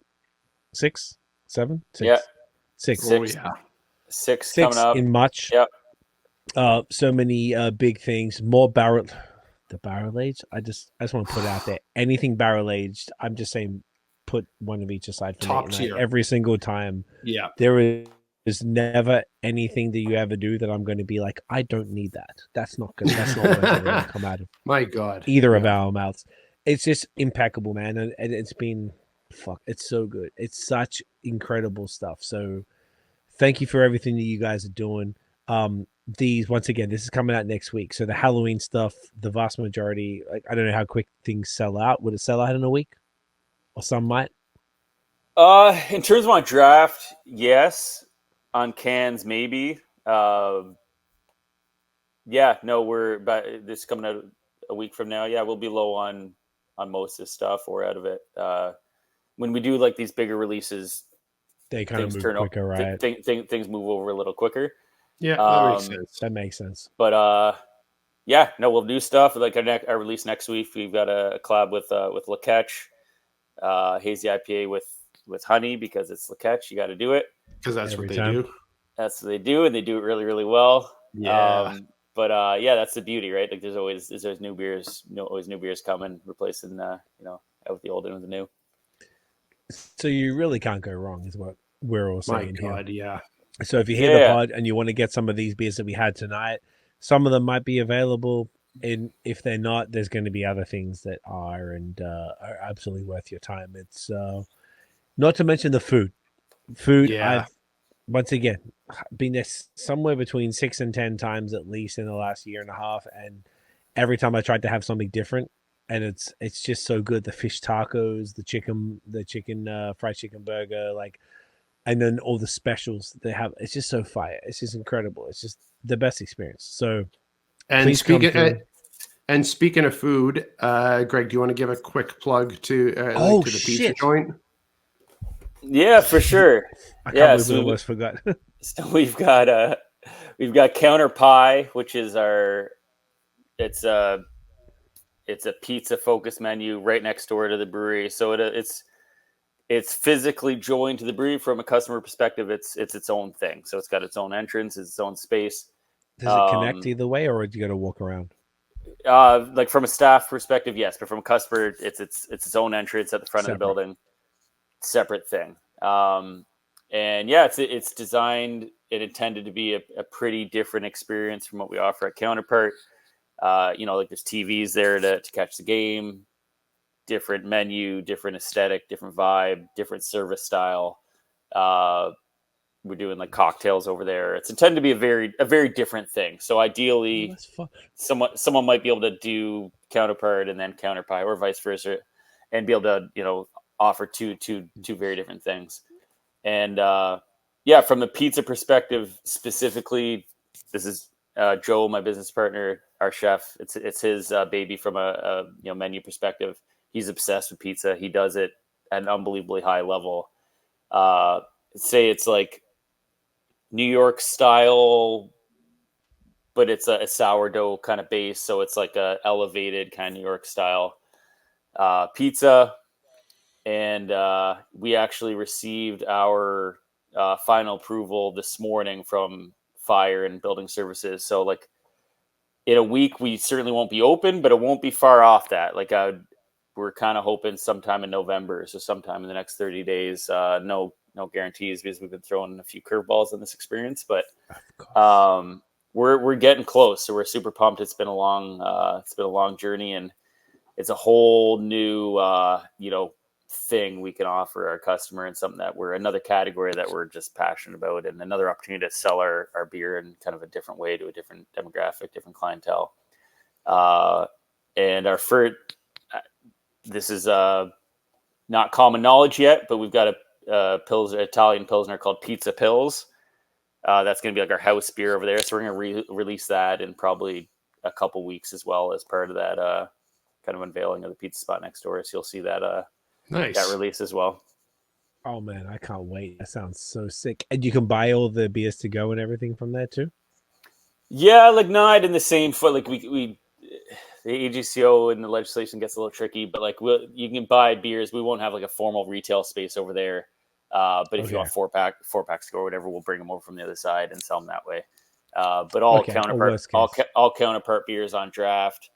But we'll also have like a Negroni on draft. We'll have seltzer. We'll have like a hard seltzer. We'll do red and white wine on tap from like our brewer John. He was a former winemaker, so he's got some like pretty cool connections on the wine side. So we're able to get some like really unique and interesting things on tap, which is cool in itself. So yeah, some unique and kind of interesting offerings on that side that we hope people are going to be as excited that we are about it. Yeah, I can't wait. So keep an eye on for that. Counterpie. And sometime in November. Once again, this is coming out in the mid of the OCB week, so hopefully in the next week or two after this, at the latest, it'll be good to go. Keep an eye on. Is there an Instagram for Counterpie separate? Yeah, we did a launch through Counterpart maybe a month or two ago, just kind of announcing that it was coming. And now that we're looking a little bit closer, we'll start building that up. But yeah, it's I think it's Counterpie Pizzeria is the Instagram. But if you look on our Counterpart, you'll see the Counterpie. You can see it post. right there. Yeah. So let me just make sure. Counterpie Pizzeria, exactly what you're talking about. Yep, exactly. So it's all there. It's ready to go. You already got nearly 1,000 followers just off the strength of that, bro. That's fucking awesome. Yeah, we got a lot of people that are excited on just our customers that come in all the time. So yeah, it'll be good. Here for it. I'm excited to check it out.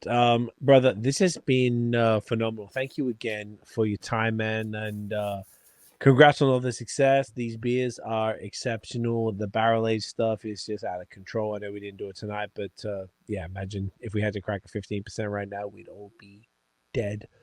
But this is, yeah, man, just thank you for everything that you're doing. I just think that you're such a phenomenal a phenomenal part of the Ontario craft beer scene that is criminally underrated. I feel like those who know what's up. Yeah. And but I feel like there's but more should know. More should know. More absolutely, like aggressively. And I just think that you guys are just doing impeccable things. So thank you for your time. Thank you for hanging out, man. And I know it's probably a big weekend for you guys coming up Halloween, and everyone here in Canada gives a large fuck about Halloween, where it's a thing. So thank you for that. Bro, where can everybody find Counterpart online and in real life? Yeah, so Instagram is where we do the vast majority of our communication. So Counterpart Brewing, or at Counterpart Brewing. Yeah, we've got a website, counterpartbrewing.com. We have Facebook as well, but Instagram is where we do the vast majority of our marketing through. And I do all of our social media. So if you reach out, with direct message, whatever, it'll be me that gets back to you. And yeah, that'd be the best way to access this for sure. If people want to order, they can order on counterpartbrewing.com. Yeah, we do online ordering throughout the province. And if there's special requests kind of outside the province, outside the country, I try my best to facilitate those as well. But that's more of on a direct message kind of basis versus versus through an order. So yeah, send a lot of beer to a lot of people. I try to make that happen whenever I can. I love that. Honestly, that is beautiful, and I'm very happy for everybody who isn't here that can get access. Yeah. So, brother, this is awesome. Thank you again for your time. Stick around. We'll wrap up off air. But Greg, thanks again, man. This is fucking awesome, guys. Thank you so much. This has been great. Yeah, truly, as expected. Thank you for watching and listening, everyone. If you enjoyed the episode, smash the thumbs up, hit subscribe below, hit that notification button, Nathaniel. Ding. Appreciate it. So you know when the new drops. Follow us everywhere at BAOS Podcast, at Nathan Does Beer. Check out the long form audio, Spotify, Apple Podcasts, all that good stuff. Give us 5 stars. Give us 5 stars for fucking Counterpart alone. Like, don't worry about us. Give Counterpart 5 stars. You know the vibes. Yeah. Guys, we'll see you in the next episode. Cheers, y'all. Cheers.